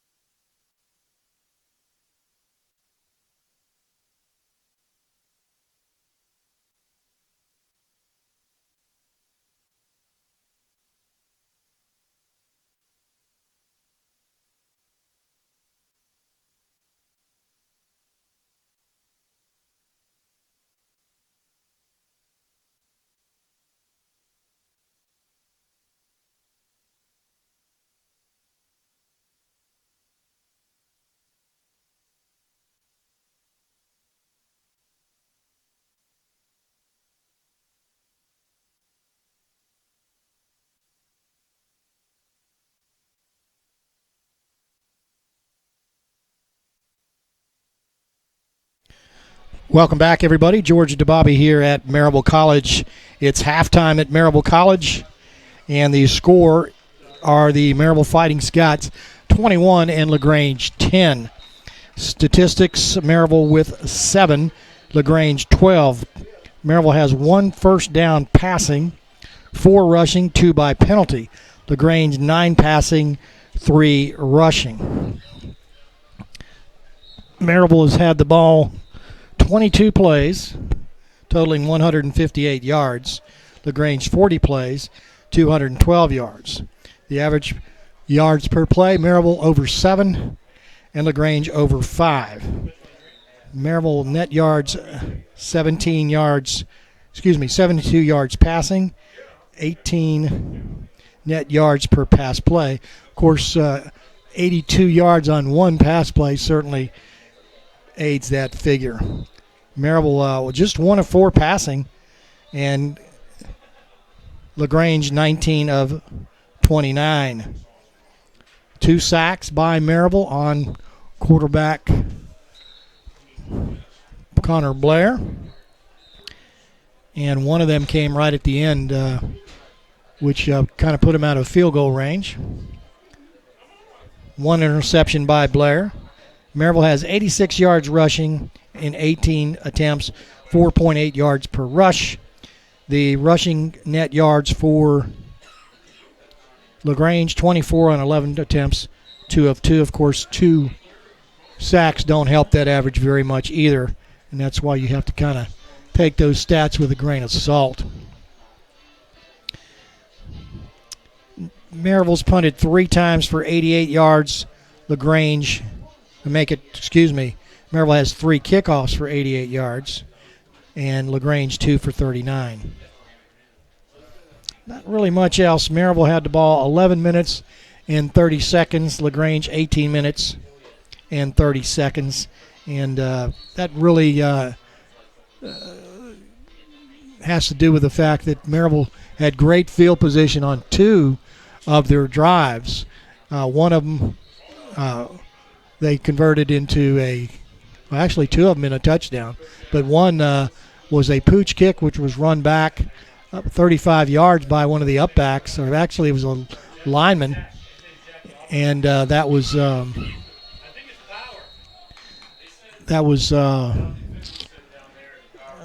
gosh, I had that here a second ago.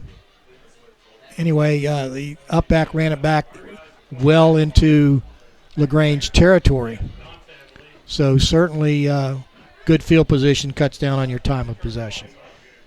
Cloyd is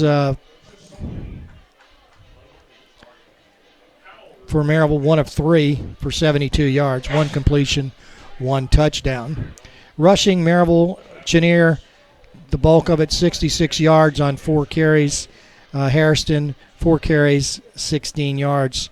Cloyd's run twice for 5. Admonson 1 for 2, and that was a touchdown. And overall, certainly been a good day for Maryville on the scoreboard. Your scoring drives, Elijah Hairston, 4-yard run. The extra point good. That drive was 6 plays, 57 yards. Good for 7 points. And we're getting ready for the second half, and it will be LaGrange who will start this second half with the ball. They are on the field. Maryville getting ready to go out.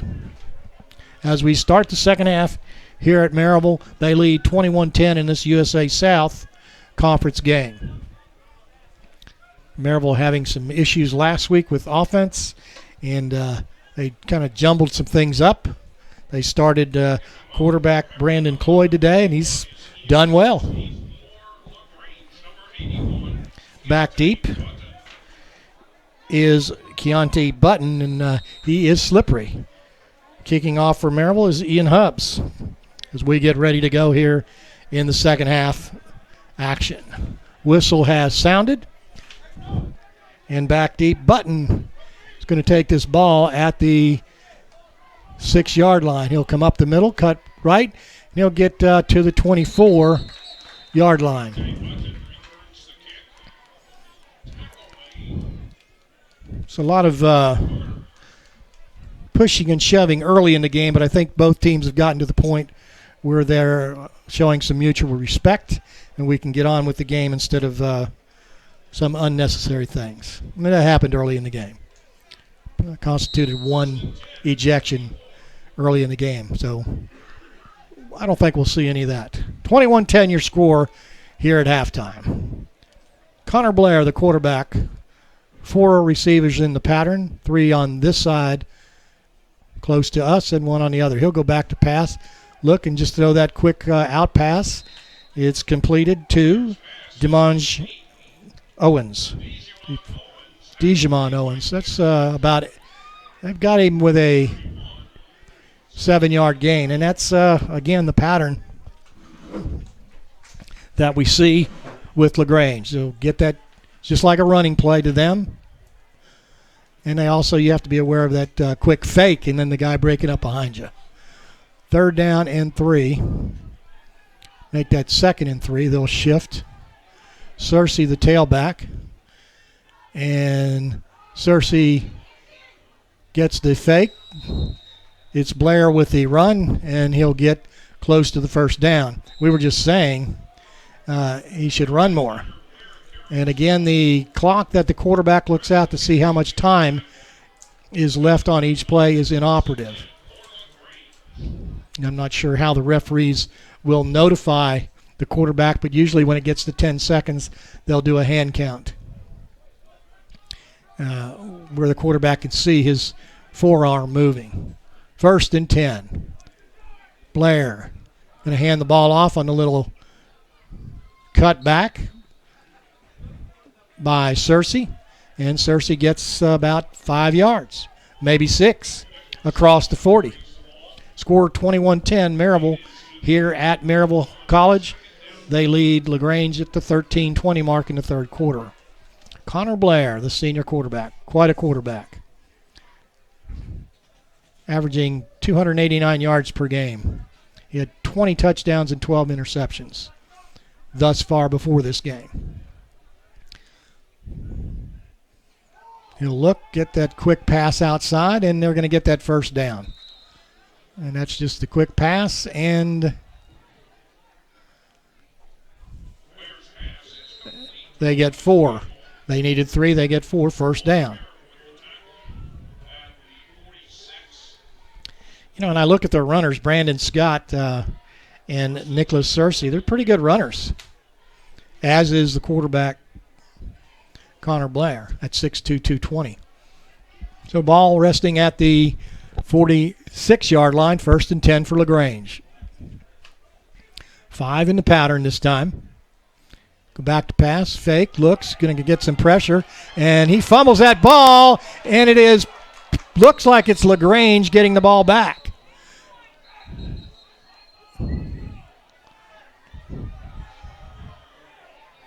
And nobody's getting up, and the referees are going to have to sort it out. And it's Maryville's ball on the fumble.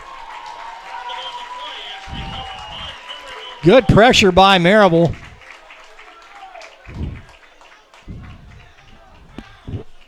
The LaGrange and Maryville player are locked in combat down there. And they will get all the players off the field. So 1 fumble, 1 interception. 1st down gives Maryville very good field position at the LaGrange 28-yard line. I believe the man who recovered the fumble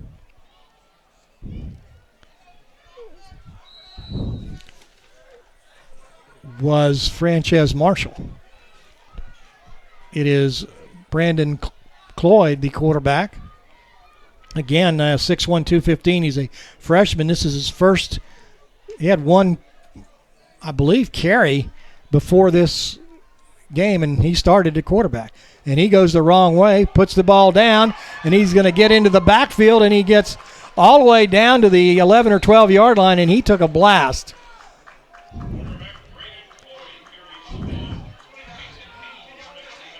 And they're going to send another quarterback in probably.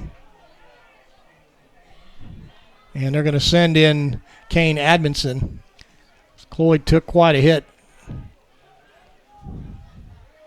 believe he's okay, though. And if you're a quarterback, that's what you're going to say. What do we have now?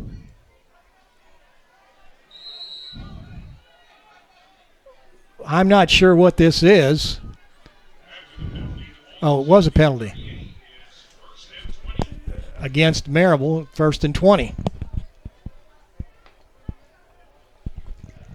And we were hoping we wouldn't see any of these displays of anger. Edmondson back to pass, looking. Going to throw this ball down the middle, and it is caught complete inside the 5 by none other than Max Siegel. And after the unfortunate 10-yard penalty, 1st and 20, it's 1st and goal at the 3. Tailback is Elijah Harrison, the 5'9", 170-pound running back. Maryville has a tight end in. They're going to roll to the other side, and it is getting close, and a good tackle over there by the safety, Caleb Spear, or maybe it was Devon Williams, excuse me. Ball's going to be resting inside or at the 1. It's hard to see from here, but it's close. And same play, and Maryville with the unbalanced line on the left side. The LaGrange Panthers did not pick it up. Easy scoot into the end zone for a touchdown, Maryville. Kane Edmondson, his second touchdown, makes it 27-10. Maryville makes them pay after that fumble with 10:54 left to go third quarter. And here's where that time of possession and number of plays comes in. Maryville taking advantage of everything that's happened so far. The hold by Horn hubs the foot on the football, and it is good. And it is 28-10, Maryville leading LaGrange with 10:54 left to go in this third quarter.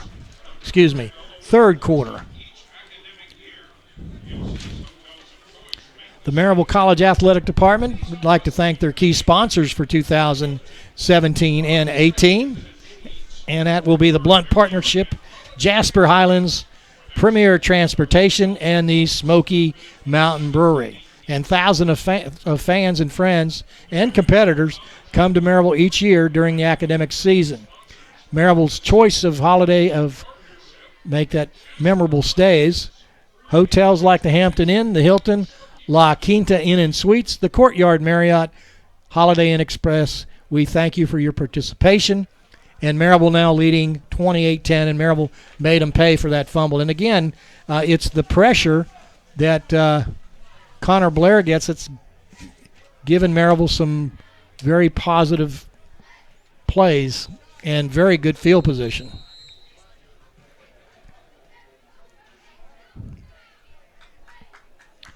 Getting ready to kick off will be Ian Hubbs. And Hubbs with the foot into the ball. That's going to come up short, and that comes to Brandon Scott. Scott a tailback, and Scott gets some great field position. Now there's double numbers on this field, so I'm not sure if that was Brandon Scott or Joshua Rivers.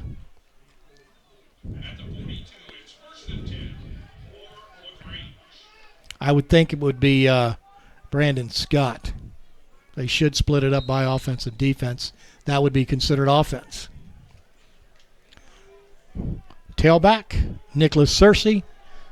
3 wideouts to the right side.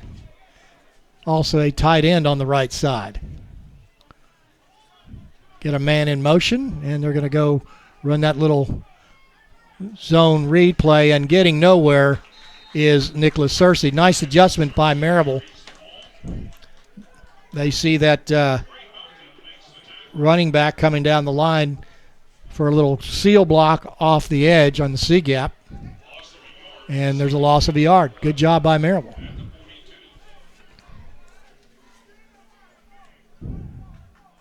Jordan Early going in the senior from Kennesaw, Georgia. 2nd and 11 at the 10-10 mark here in the third quarter. Maryville up 28-10 over LaGrange. Back to pass. And they threw that little inside slip screen, and they're going to get some good yardage, but making a nice tackle and rating it before it got too bad was Blake Henderson, the sophomore defensive back from Maryville, Tennessee. He only got 3 yards on that, and that's a nice play as it's a kind of a slip screen to the inside, and you have to kind of watch where it's coming from. You got to keep your head on a swivel. Ball at the 46-yard line. LaGrange looking at a 3rd and 7. 4 wideouts, 3 to the short side, meaning my side. They'll go back to pass, looking to throw that ball out right at the first down marker. They'll get the first down.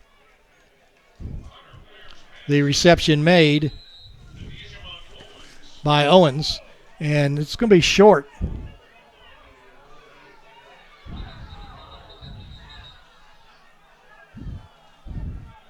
And we got an official timeout.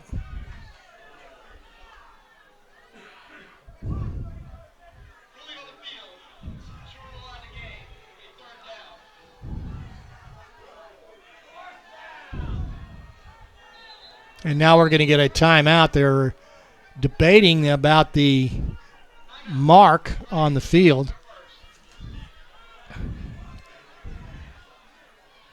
So it'll be 4th down, I believe.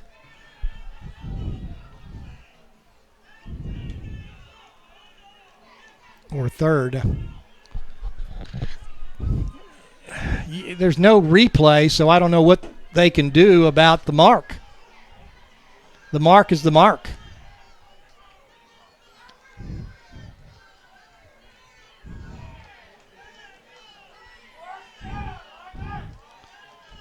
And Coach Purdue wanting to get that first down. Connor Blair over there saying, you know, he caught that ball beyond the mark.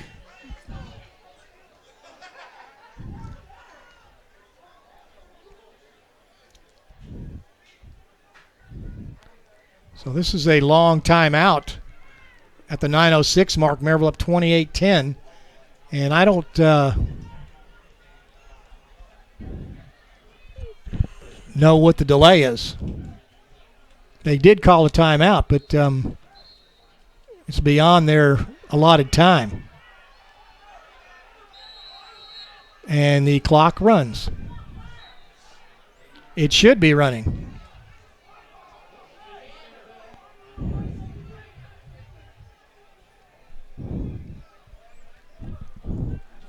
The officials have a pretty tough job. Anyway, it's going to be 3rd down and 1.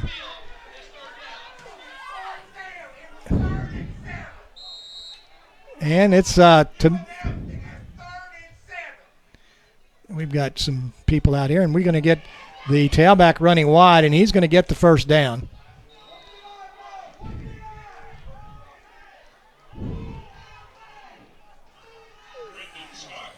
I don't know what all the questioning is down in the field, but he gets the first down. That really should be all that matters, but Coach Hayes has some objection to it. I think they're objecting to the fact that they took more than their allotted time during the timeout, and the clock did not run. But in any event, it's 1st and 10 for LaGrange at the Maryville 45. Clock running at the 8:30 mark. Connor Blair, quarterback, looking at 3 wide receivers to the right side. 1 to his left. He'll go back to pass, looking left. Going to throw this ball deep, and it is going to be out of bounds. Referee says out of bounds. Safety coming over there. That was, let's see who that was. It was 30-something. I believe it was, yes, it was Xavier Ransby, the freshman from Sequoia High School in Doraville, Georgia. 2nd and 10.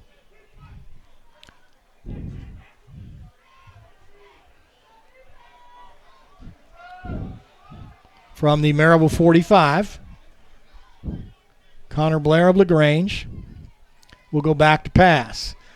Looking, get some pressure, and he's going to run out. He's going to get to the sideline, and he'll be tackled. And now Maryville's going to get called for a flag, and that's just uncalled for. I believe it's Maryville. Cedric Brown got pummeled from a block. It looked legal from here, and he objected in an unsportsmanlike way. And you can't lose your cool like that. But let's see what the call is.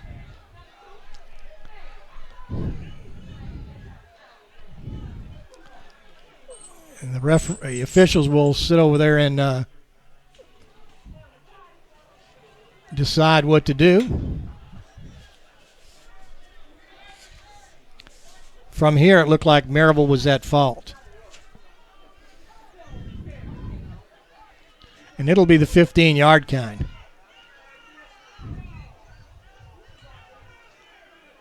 There are 2 fouls in play. After the play, unsportsmanlike conduct. Offense, number 80.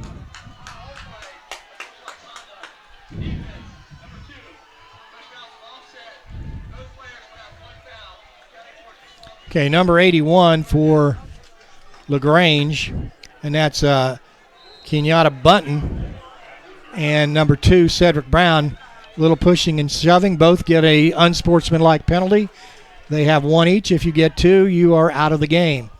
So back to the real action at the 39-yard line with 7:50 left to go in this third quarter. Maryville up 28-10. 3rd and 4. LaGrange with the ball. Connor Blair from the shotgun. He goes back to pass. He looks, throw this ball, and it is knocked away. And now they'll have pass interference. Pass interference will be on number 19 of Maryville, Pierre Chadwick, the junior from Nashville Overton. Multiple flags. So it'll be 1st and 10.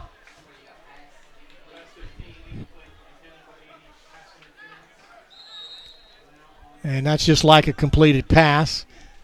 There's as if he caught it, so no harm, except it's a foul. And it's a 10-yard gain.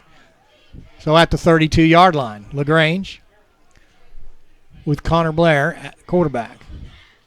Going to go back to pass again. And he's going to get tackled at after a gain of about 1 or 2. And he was hit by Cedric Brown after a 2-yard gain. Very hard man to bring down at 2:20. Maryville making multiple substitutions. The clock down to 7:05 left to go. Third quarter. Maryville up by 18, 28-10. Blair looking at 3 wide receivers on the high side, 1 down here low. Little swing pass. Going to throw that slip screen again, and Maryville right there. Tackle made initially by number 16. That's Tavon Johnson.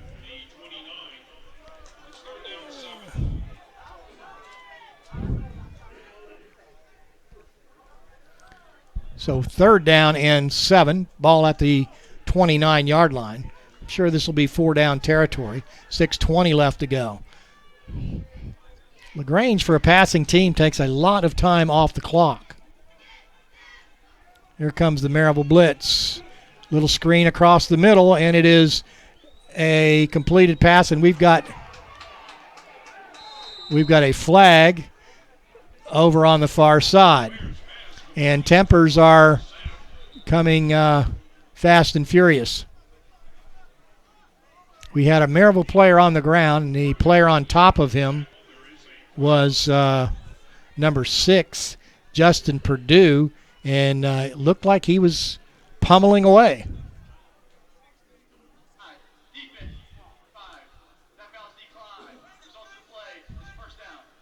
So they called it on Maryville. Eddie Burton. And Eddie Burton wasn't in. So 1st and 10 now at the 18-yard line. 5:50 left to go in this third quarter, 28-10. Defense has been out there a long time. Back to pass. Going to again throw that little screen, and they get through and touchdown. And no taunting there. Button with the touchdown. 28-16.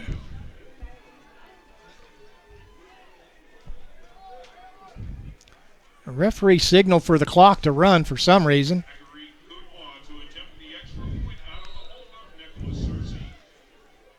Kudwa. Extra point will sail out toward Court Street, and it is now 28-17. Maryville leading LaGrange in this USA South Conference game. Good drive.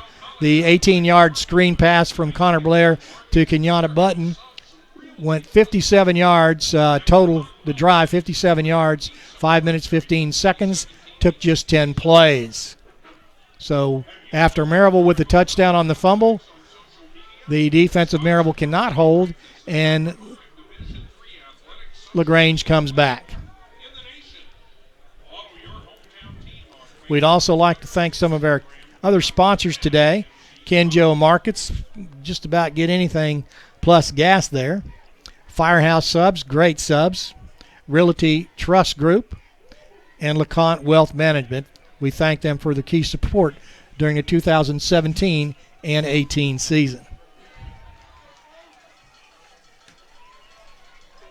And I've not seen Coach Hayes of Maryville this animated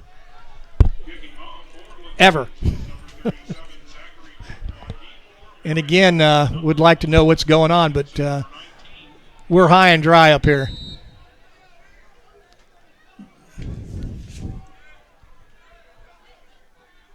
Ethan Williams back deep. It's going to go to Williams at the 6. He'll cut back to the right side, cut upfield, and he's going to get to the 30-yard line. Nice tackle by Rhett Mixon, I believe. And again, referees kind of have to break things up. There's a lot of activity after the tackles going on both sides here by both teams. Quarterback is Kane Admonson of Maryville. Going to hand the ball off to Chenier. Chenier off the left side. He's going to get 5. He'll still go. He'll get 10. And he's going to go and get about 12 or 13 yards. Chenier with a great run. Looked like he was going to get 3 or 4. He gets 13 or 14. And the clock continues. Well, the clock will run now as the chains are set. Ball all the way out to the 30, make it 44-yard line, where it's 1st and 10.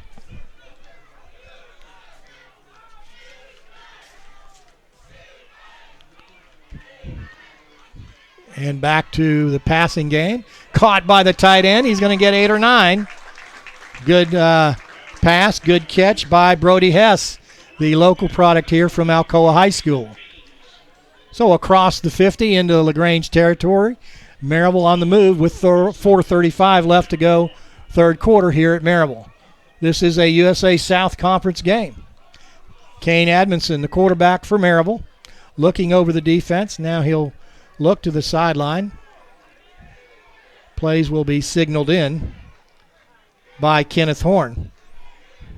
And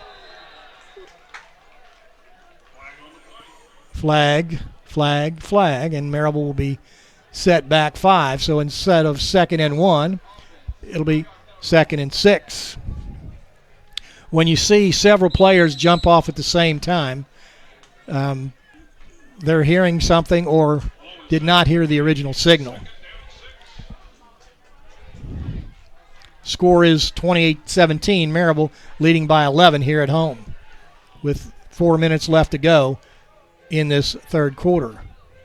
Man in motion right-left is Lewis. And it goes to Chenier. He'll get to the outside, and nice tackle. And we've got a late flag coming in. Chenier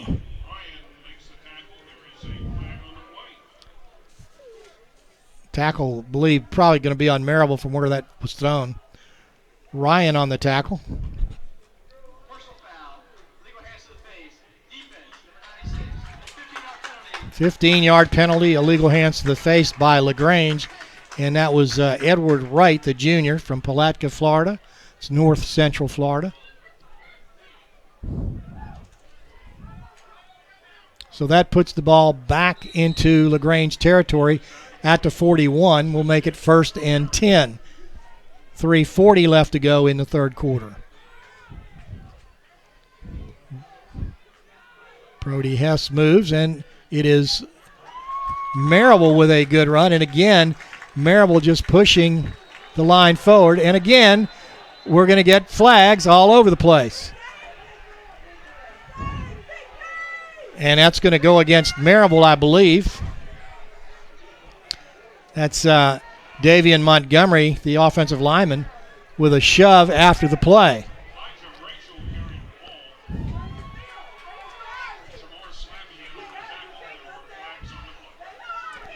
I question that to one degree, in that the whistle had not blown, and he's just using his hands, and he pushed the guy down. Now, if it was after whistle, that was one thing, but the whistle had not blown. I disagree with that, but I don't make a difference. So it'll be 2nd down, 3:25 left to go. That'll set them back for the personal foul. Ball back to the 48-yard line. Be 2nd down and 17. New tailback for Maryville is Elijah Rachel. He's got some room.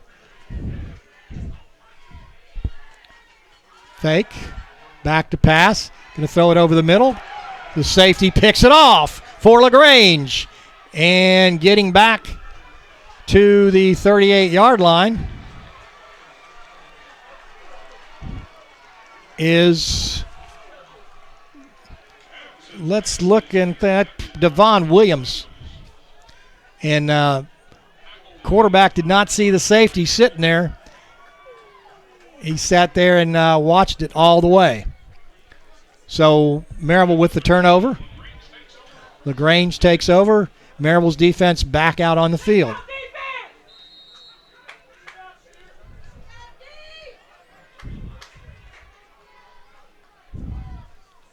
LaGrange coming back with 3 minutes left to go in this third quarter. Maryville up by 11, 28-17. Blair, the quarterback. Going to fake the short pass, going to throw it long. And it is knocked away, almost intercepted by Chadwick. Pierre Chadwick, the junior from Nashville, Overton.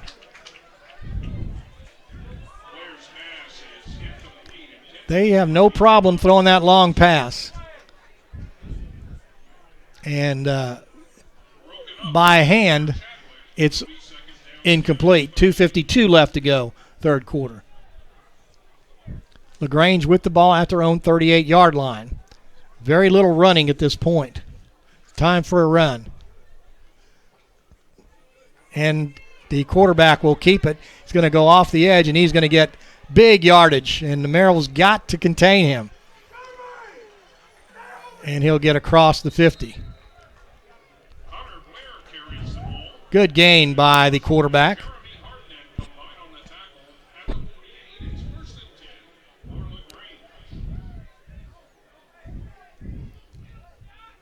First and 10 now at the Maryville 48-yard line.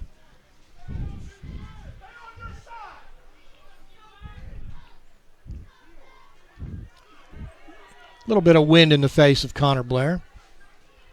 Sure he can handle it. 3 receivers bunched up here on the short side. And getting knocked out of bounds after the completed pass. Run that all day. 6 yards on the game.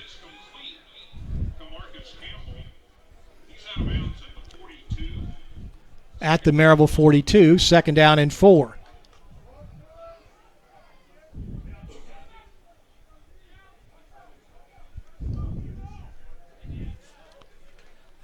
First downs by LaGrange so far.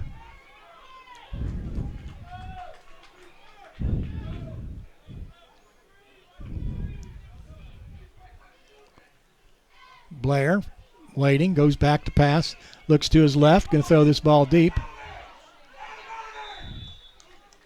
If you can hear the yelling, it's the coaches from LaGrange yelling, and we've got a flag in the backfield.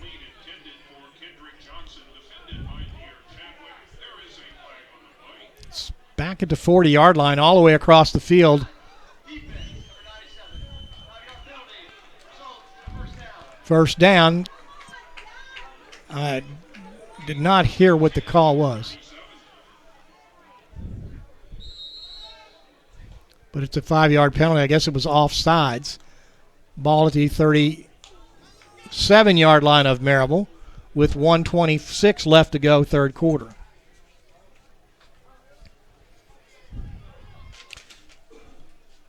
LaGrange will send 3 wideouts to the right side. No tight end, 1 wideout left side. 1 tailback, back to pass, looking, caught, complete, and they're going to get inside the 30. Tackle made by Ethan Williams. The catch made by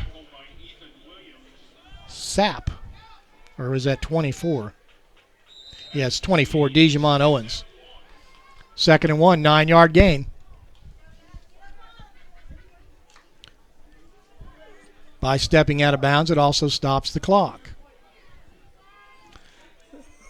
Play that they've had good success with has been that little inside screen. Go back to pass, looking, and caught, and then tackled. It'll be a first down. The Williams on the reception. Roughing the passer now against Maryville. The last 5 penalties have been against Maryville.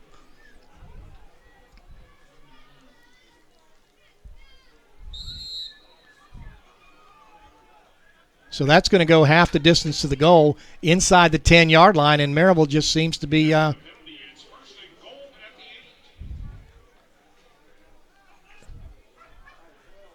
big beef coming in for LaGrange. Number 42 is Arlie Weber, 6'2", 235. Also number 23.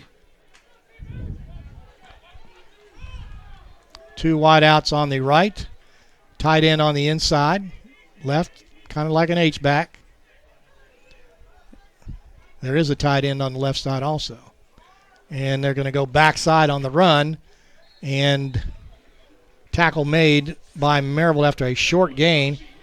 It was D'Angelo Cullington on the tackle. Ball at the 7. And that should be end of the third quarter. So at the end of the third quarter, you find LaGrange threatening at the Maryville 7 or 8 yard line, down 28-17. We'll be back in a moment.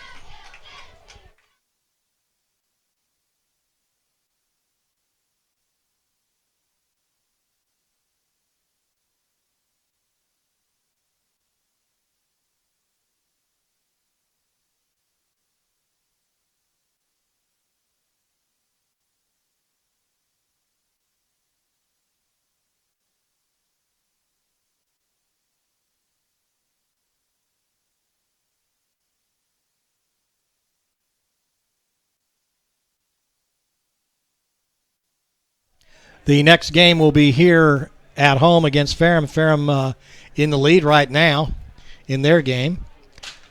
So after 3 quarters, we find Maryville on their heels down at the 7 yard line.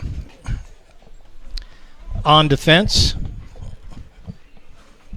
Second down goal at the 7. Second and goal at the 7. Maryville gave up a touchdown. They gave up a fourth down on a penalty and a third down on a penalty here.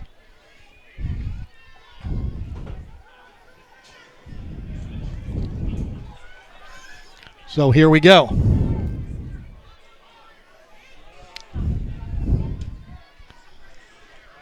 And they throw that little pass to the outside, and coming in to make the tackle for Maryville is Eddie Burton on the tackle. Third and goal, ball at the 3. Definitely be fourth down territory with the quarter just starting. Maryville 28, LaGrange 17. LaGrange at the 3.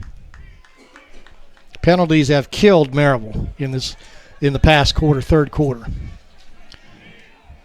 Connor Blair, the quarterback, hands the ball off and getting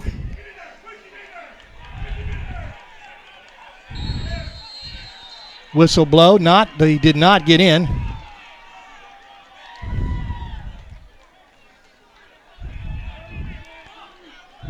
Ball going to rest at it's a football inside the one. Well, it's right at the goal line. It'll be fourth down and inches. Fourth and inches. 13:46 left to go in the game. Maryville up 28-17. LaGrange with the ball.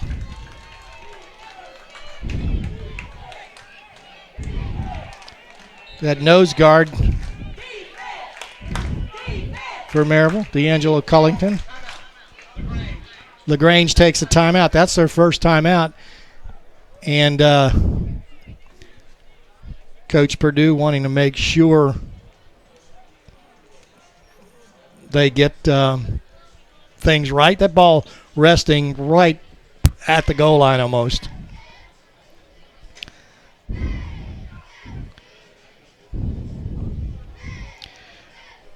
To open up the second half, Maryville scored in the third quarter on a 1-yard run by Kane Adamson. And then toward the middle of the third quarter, LaGrange scored. And now it looks like LaGrange is close to putting some points on the board. 13:33 left to go in the game. And inches away from a touchdown are LaGrange Panthers.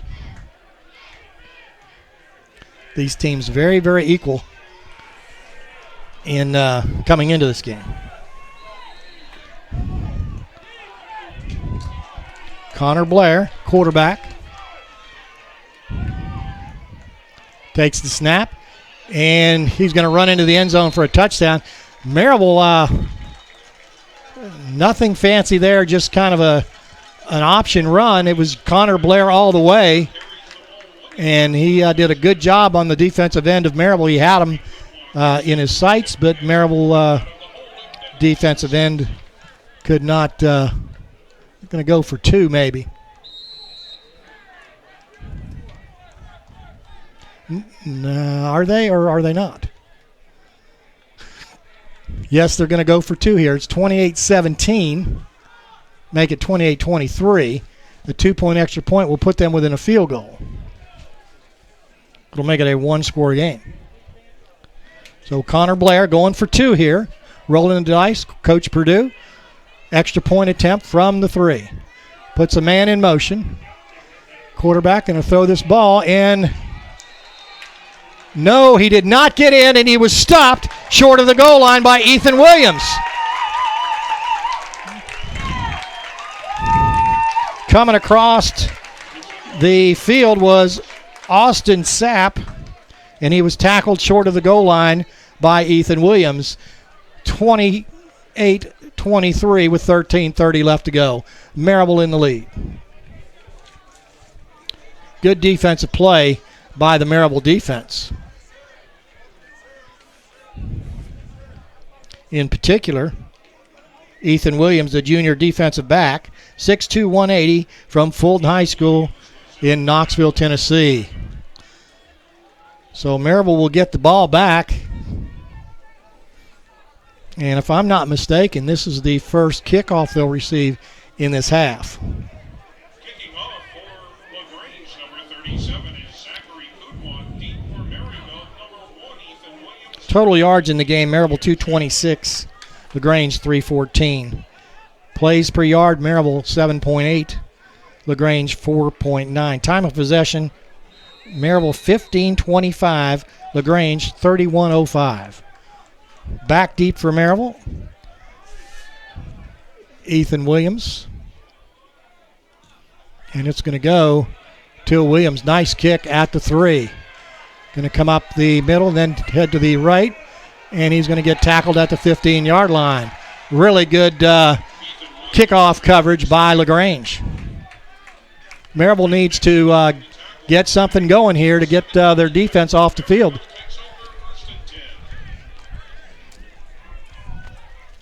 Maryville's offense going to be led this series by Kane Adamson. Maryville's defense has been out there most of the second half. Maryville leads by 5, 28-23. It was 28-10 at halftime. Williamson, his last possession, threw an interception.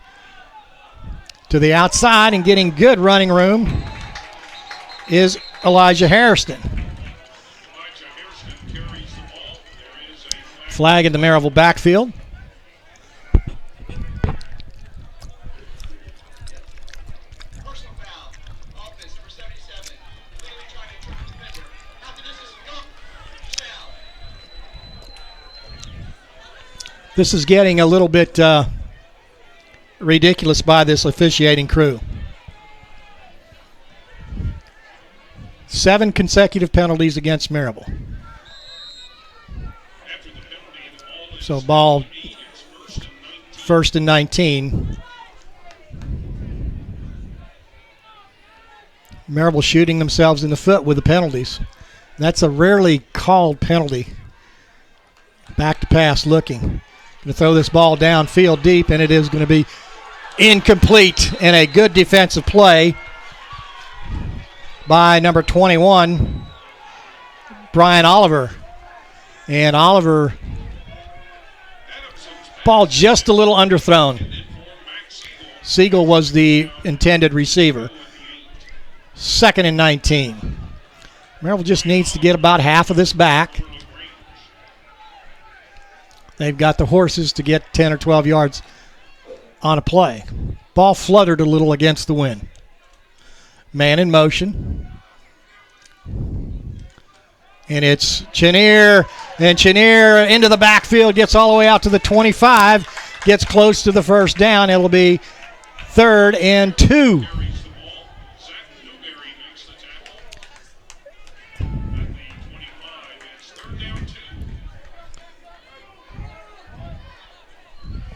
Clock at the 12:30 mark left in the game. Maryville up by 5, 28-31. Maryville needs a first down.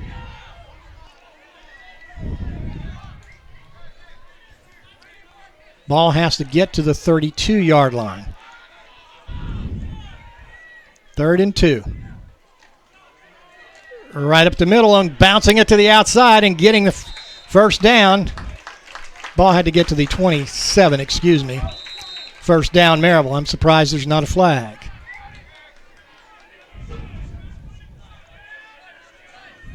Ball out to the 30-yard line.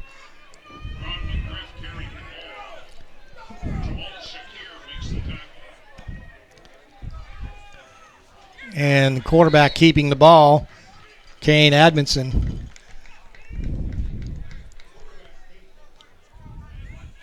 Ball maybe back to the line of scrimmage. And you've got some horses back there in Chenier and Hairston.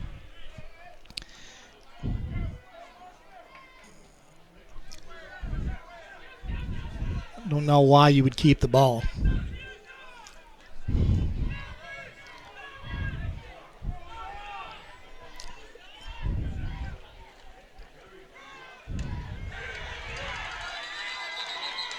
And met right at the line of scrimmage. The whole world knew it was coming.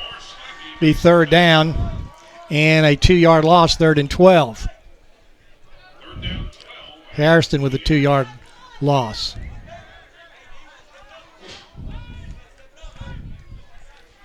Maryville does not want to give the ball up here. Maryville needs a score or a first down anyway. 3rd and 12. Back to pass. Comes outside, caught complete, and it's going to be close to the first down. Let's see where they mark it. It looks like a first down, and it is. Good pitch, good catch by Michael Smith. Quarterback Admonson with the throw. 1st and 10 at the 41.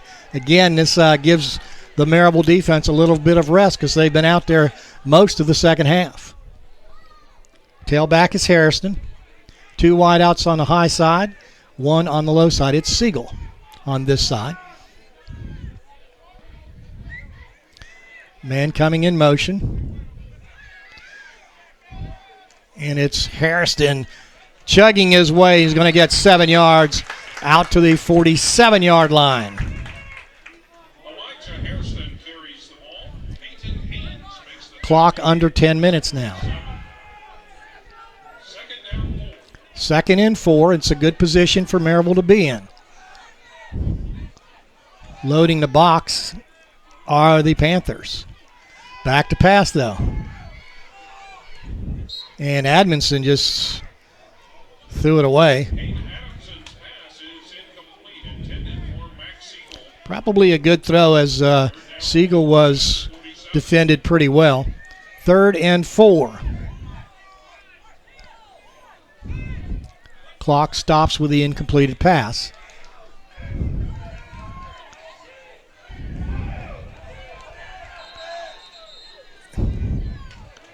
And quickly, LaGrange forced to take a timeout as they had too many men on the field. And had they not got off the field, it would have been a 5-yard penalty, which would have given Maryville a first down. So good call on both parts. Good call by Maryville to rush the snap to force them to throw a timeout. And good call by LaGrange to call the timeout to avoid the penalty. Maryville on 3rd downs today, 4 of 6. Maryville with 136 yards rushing, 129 yards passing. LaGrange 30 of 42, 270 yards passing, 44 yards rushing. Maryville 265 total yards. LaGrange 314. Critical play, 3rd and 4.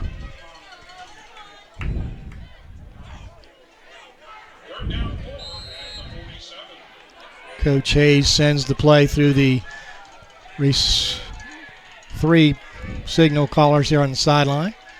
Maryville sets up, 3rd and 4. To the outside and getting the first down across the 50 is Elijah Harrison. Nice open field tackle there made by LaGrange's Peyton Haynes, the junior from Mount Juliet, Tennessee.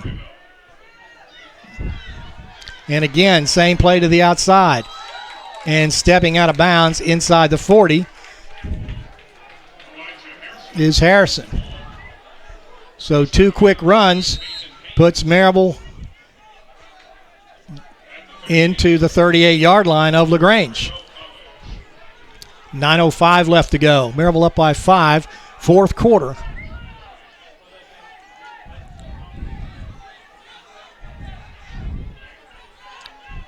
Admonson. Little jet sweep to the outside. And just getting a few yards is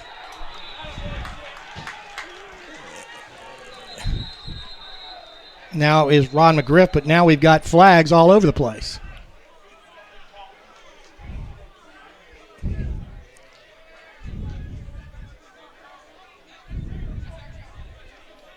And if this is against Maryville, be the 8th consecutive penalty against Maryville.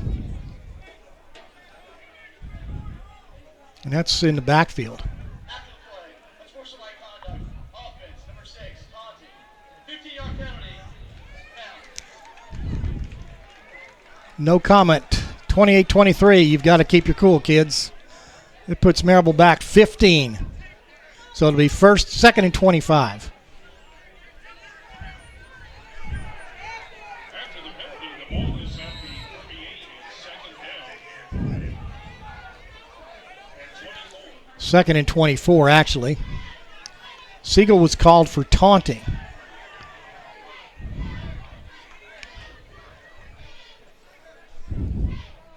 Williams, Admonson, the quarterback for Maryville. Going to hand the ball off to the outside, getting some good yardage down the sideline and into between the markers is, it looks like, for Maryville, Ron McGriff. I don't know who that is.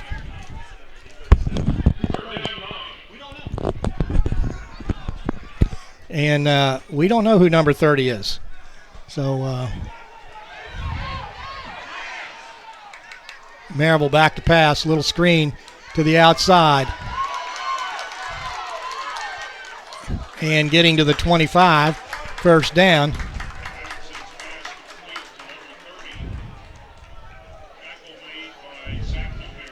So that's a first down, and LaGrange was caught shifting an entire defensive team, it looked like, but a lot of players, and it looked to me like they had about 4 or 5 extra players on the field. No call.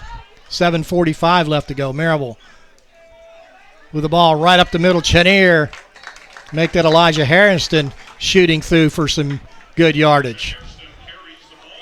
They mark it. They got across the 20. They mark it back at the 21.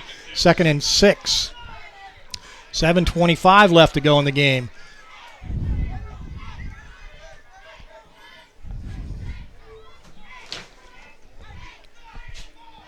Adamson with the ball again.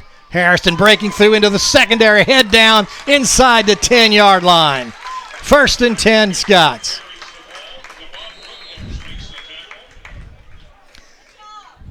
And when you got horses like Harrison and whoever number 30 is, you run them.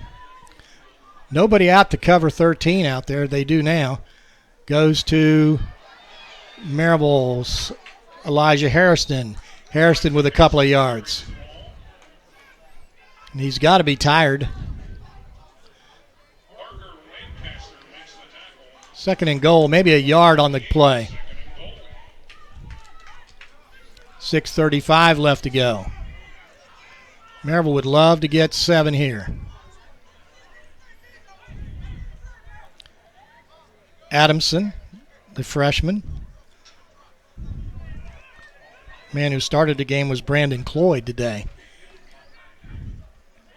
Little outside sweep. It's Elijah Harrison, and Harrison going to get a few yards, and you can tell he's tired.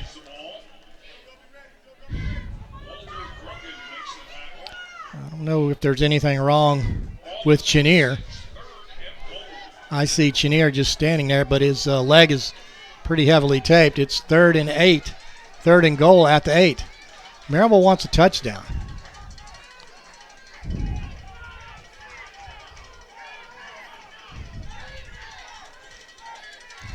Shifting a little bit. Maryville 3rd and 8. Chenier, and he's going to go. Touchdown, Maryville. And what a good block over there on the inside by Kyle Larson. The make that, it's 72. Kyle Larson. So Maryville with the touchdown on 3rd and goal from the 8 with 5:34 left to go in the game.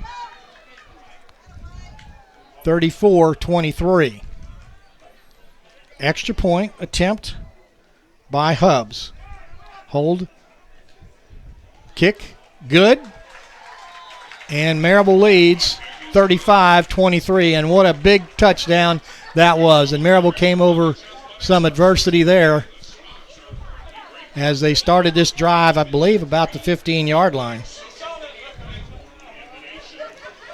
A 6-yard run by Harrison. Actually, it was 8 yards. Maryville's drive was 18 plays, 83 yards, took 7 minutes and 50 seconds off the clock. That is as good a drive as you're going to see when they needed it. 18 plays, 83 yards, 7 minutes and 50 seconds taken off the clock. Maryville leads 35-23. 5:34 left to go, and this game is by no means over, as you've got a real All-American type quarterback on the other side in Connor Blair. And this is an explosive team. Keep on for Maryville as Ian Huffs deep for LaGrange. Deontay Button. Button back deep.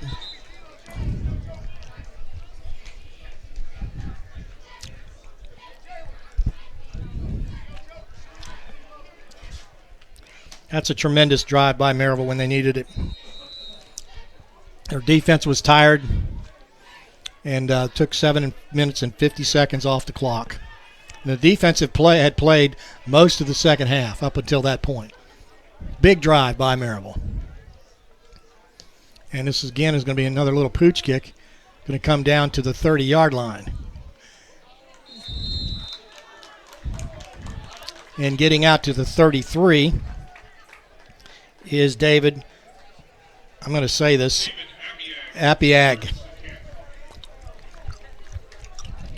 Elijah Rochelle makes the tackle at the 34. It's first and 10. Maryville really hurt itself with penalties in the third quarter and some of the fourth. 35-23 now. Connor Blair, the quarterback. Go back to pass looks. Again, it's that little slip screen. And they get about 5 on that. Chadwick, nice tackle. Looks like a 5-yard gain. They've run that play probably 7 or 8 times today, and it's gotten some yardage every time. 2nd and 5. Blair back to pass, looking. You throw this ball outside, and getting out of bounds on the little outlet pass was Purdue. Maybe gets a yard. Clock running. 4:40. Drive started at the 5:35 mark. It's 3rd and 4.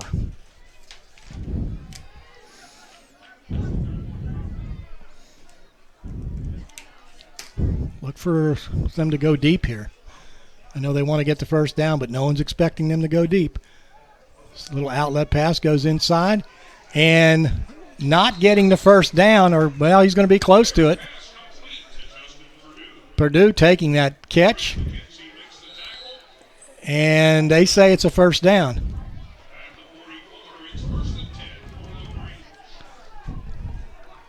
Clock running, 4:09. They've got to go deep sometime. At the 44-yard line, LaGrange trying to come back. Down by 12. 3:57 left to go in the game. This is a USA South Conference game. Little quick look. And scooting for 6 or 7 was Owens. Maybe got 6, maybe 7 at the 49-yard line. LaGrange only has, they got no timeouts according to the clock. I thought they had 1. Go deep here up any time. This is a good play to go deep. Good protection. Incomplete. Good job by the Maryville defense.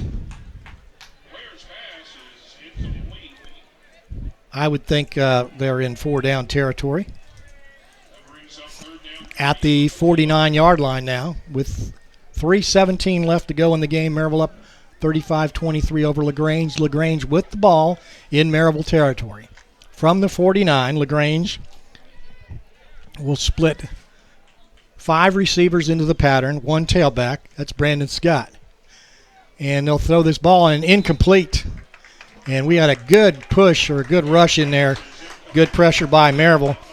And that was Trey Chandler coming in there from Kings Academy. 5'10", 190. Chandler's playing the outside like a defensive end or down on that three-man, the outside man on that three-man front. Got some speed. So it's 4th and 4, 3:13 left to go in the game. LaGrange going for the marbles right here. And we get a timeout by Maryville.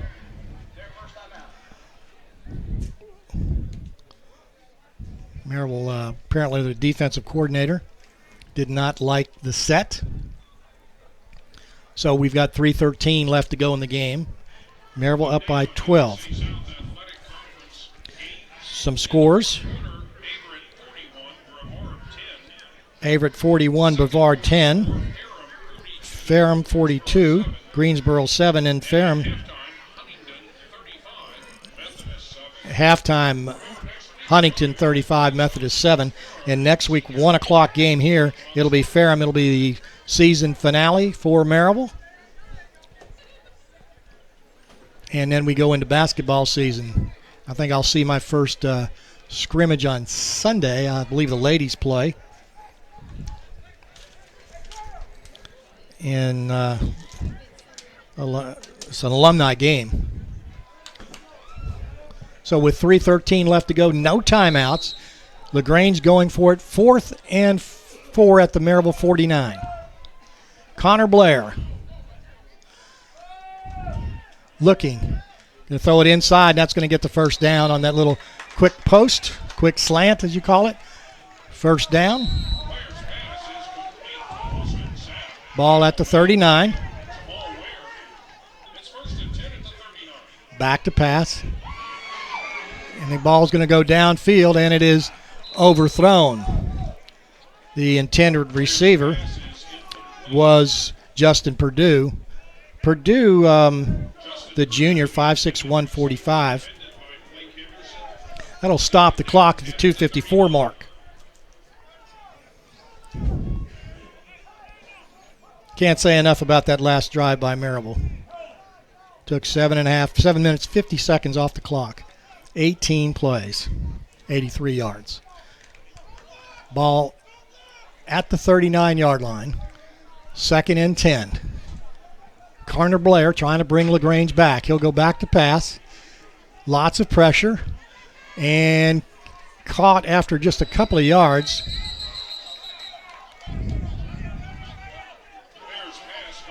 Completed to Campbell.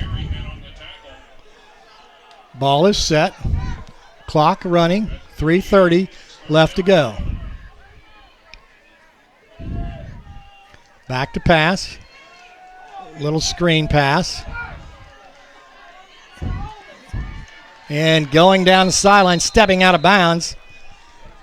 A great call by Nicholas Searcy. By the Purdue, and Searcy on the run after the catch at the 2:15 mark.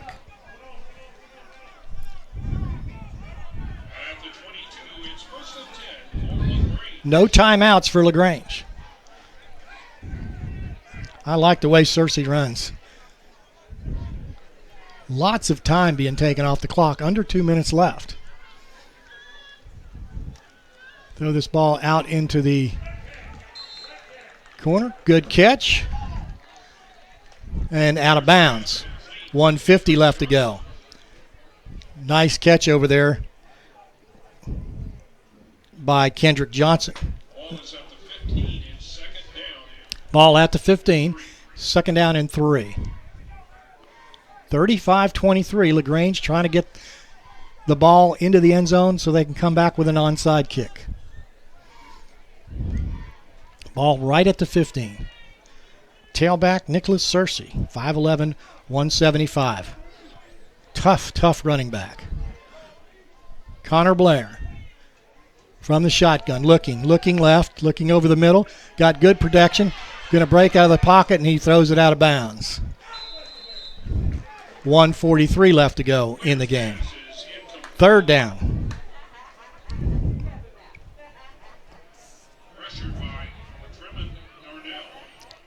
Elijah Chenier before today's game had run for 550 yards.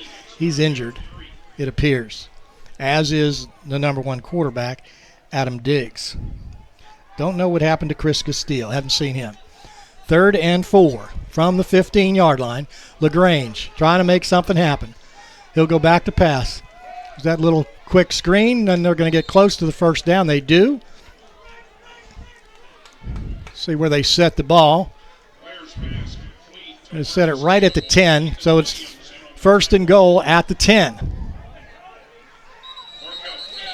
And we got a Maryville calls a timeout. And Maryville calls a timeout with 1:32 left to go, and basically that's to get that defensive set, 1st and goal. LaGrange 47% on 3rd down, 7 of 15. Maryville 7 of 9, and most of that came on the last drive. Again, a tremendous drive by Maryville. Took 7 minutes and 50 seconds off the clock here in the 4th quarter. It was an 18-play, 83-yard drive, and it came at a time when Maryville defense had been on the field most of the 3rd quarter. And LaGrange had been scoring, lots of penalties by Maryville, lots of personal fouls, unsportsmanlike conduct penalties, and then the drive comes, and that was a great drive by Maryville. So here we go. 1st and goal at the 10. LaGrange has their big beefy guys in there. Connor Blair trying to make the comeback here. 1:32 left to go, no timeouts. Cersei goes from left to right, looking, and good job. And that should be in the grass, but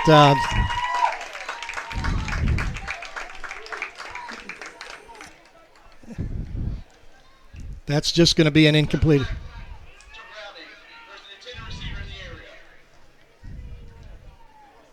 Now, this has not been a kind crew to Maryville.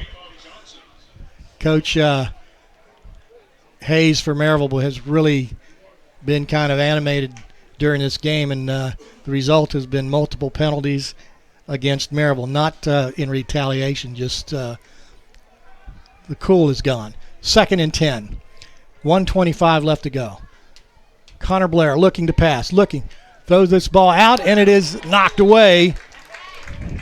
The ball was intended for Marcus Campbell, knocked away by Jeremy Hardnett. 3rd and goal at the 10 with 1:21 left to go. Everybody would love to have a quarterback like Connor Blair on his team.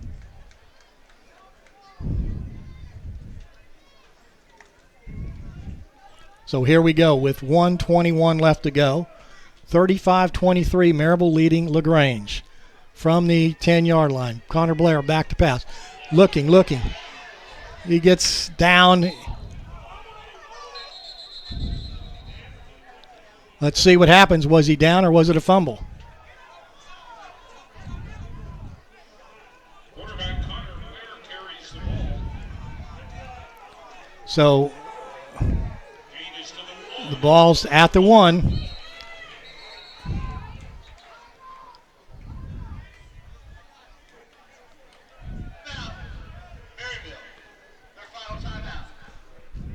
Now, the situation is when the other team, and this is an observation, when the offensive team substitute, they'll substitute players in, the defensive team is allowed to substitute and allowed to take the time to substitute.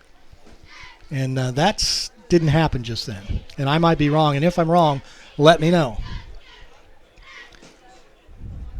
But the ball is inside the 1 with 1 minute left to go. 35-23. It is a 12-point game. They've got to get 2 touchdowns to score to win this game, does LaGrange, with a 2-point conversion. 2-point conversion after a touchdown would make it 8. They would still be 4 down. So 59 seconds left to go.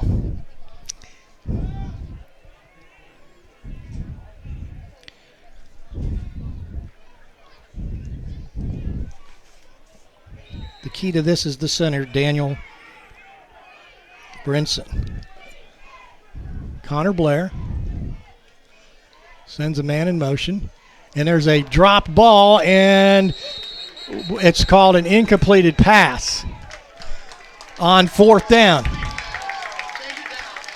Though the ball goes over on downs, it was an incompleted pass. It was looked like a little Utah pass, and Maryville just did not take the bait.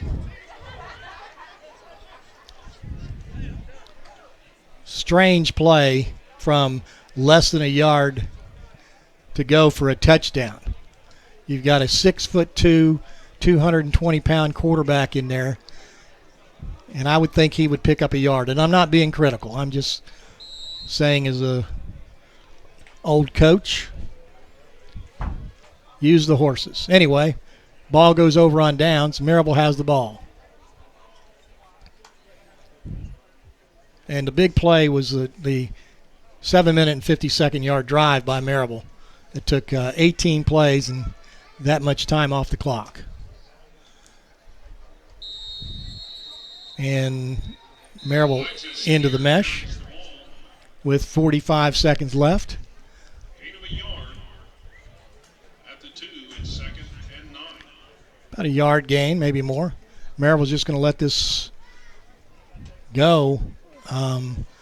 I don't know when the play clock started because they are inoperable here. So Maryville may take a delay of game even. I don't know.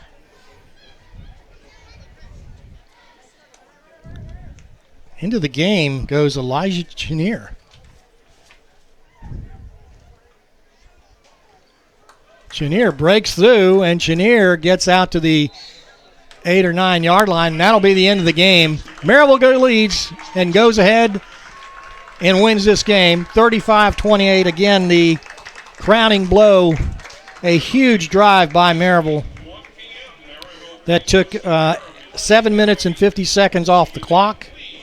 It was an 18-play, 83-yard drive. The final run was by Elijah Harrison on 3rd and 8 for the touchdown. So Maryville wins today. They go to 5-4, 3-3 in the conference. The LaGrange Panthers go to 4-5, and they are 3-3 in the conference as well. Final score: Maryville 35, LaGrange 23. Next week at 1 o'clock, we will be right here. It'll be a game against the Ferrum Panthers. Quick rundowns on stats. Maryville with 340 total yards, LaGrange 379. Maryville 7 yards per play, LaGrange 4.7. Maryville had 146 yards passing and 194 yards rushing. LaGrange had 379 total yards, 326 of that was passing, and 53 of that was rushing. This is George DeBobby saying so long. I'll see you next week at about 1:45. Maryville taking on Ferrum. Maryville wins here today, 35-23. So long, everybody.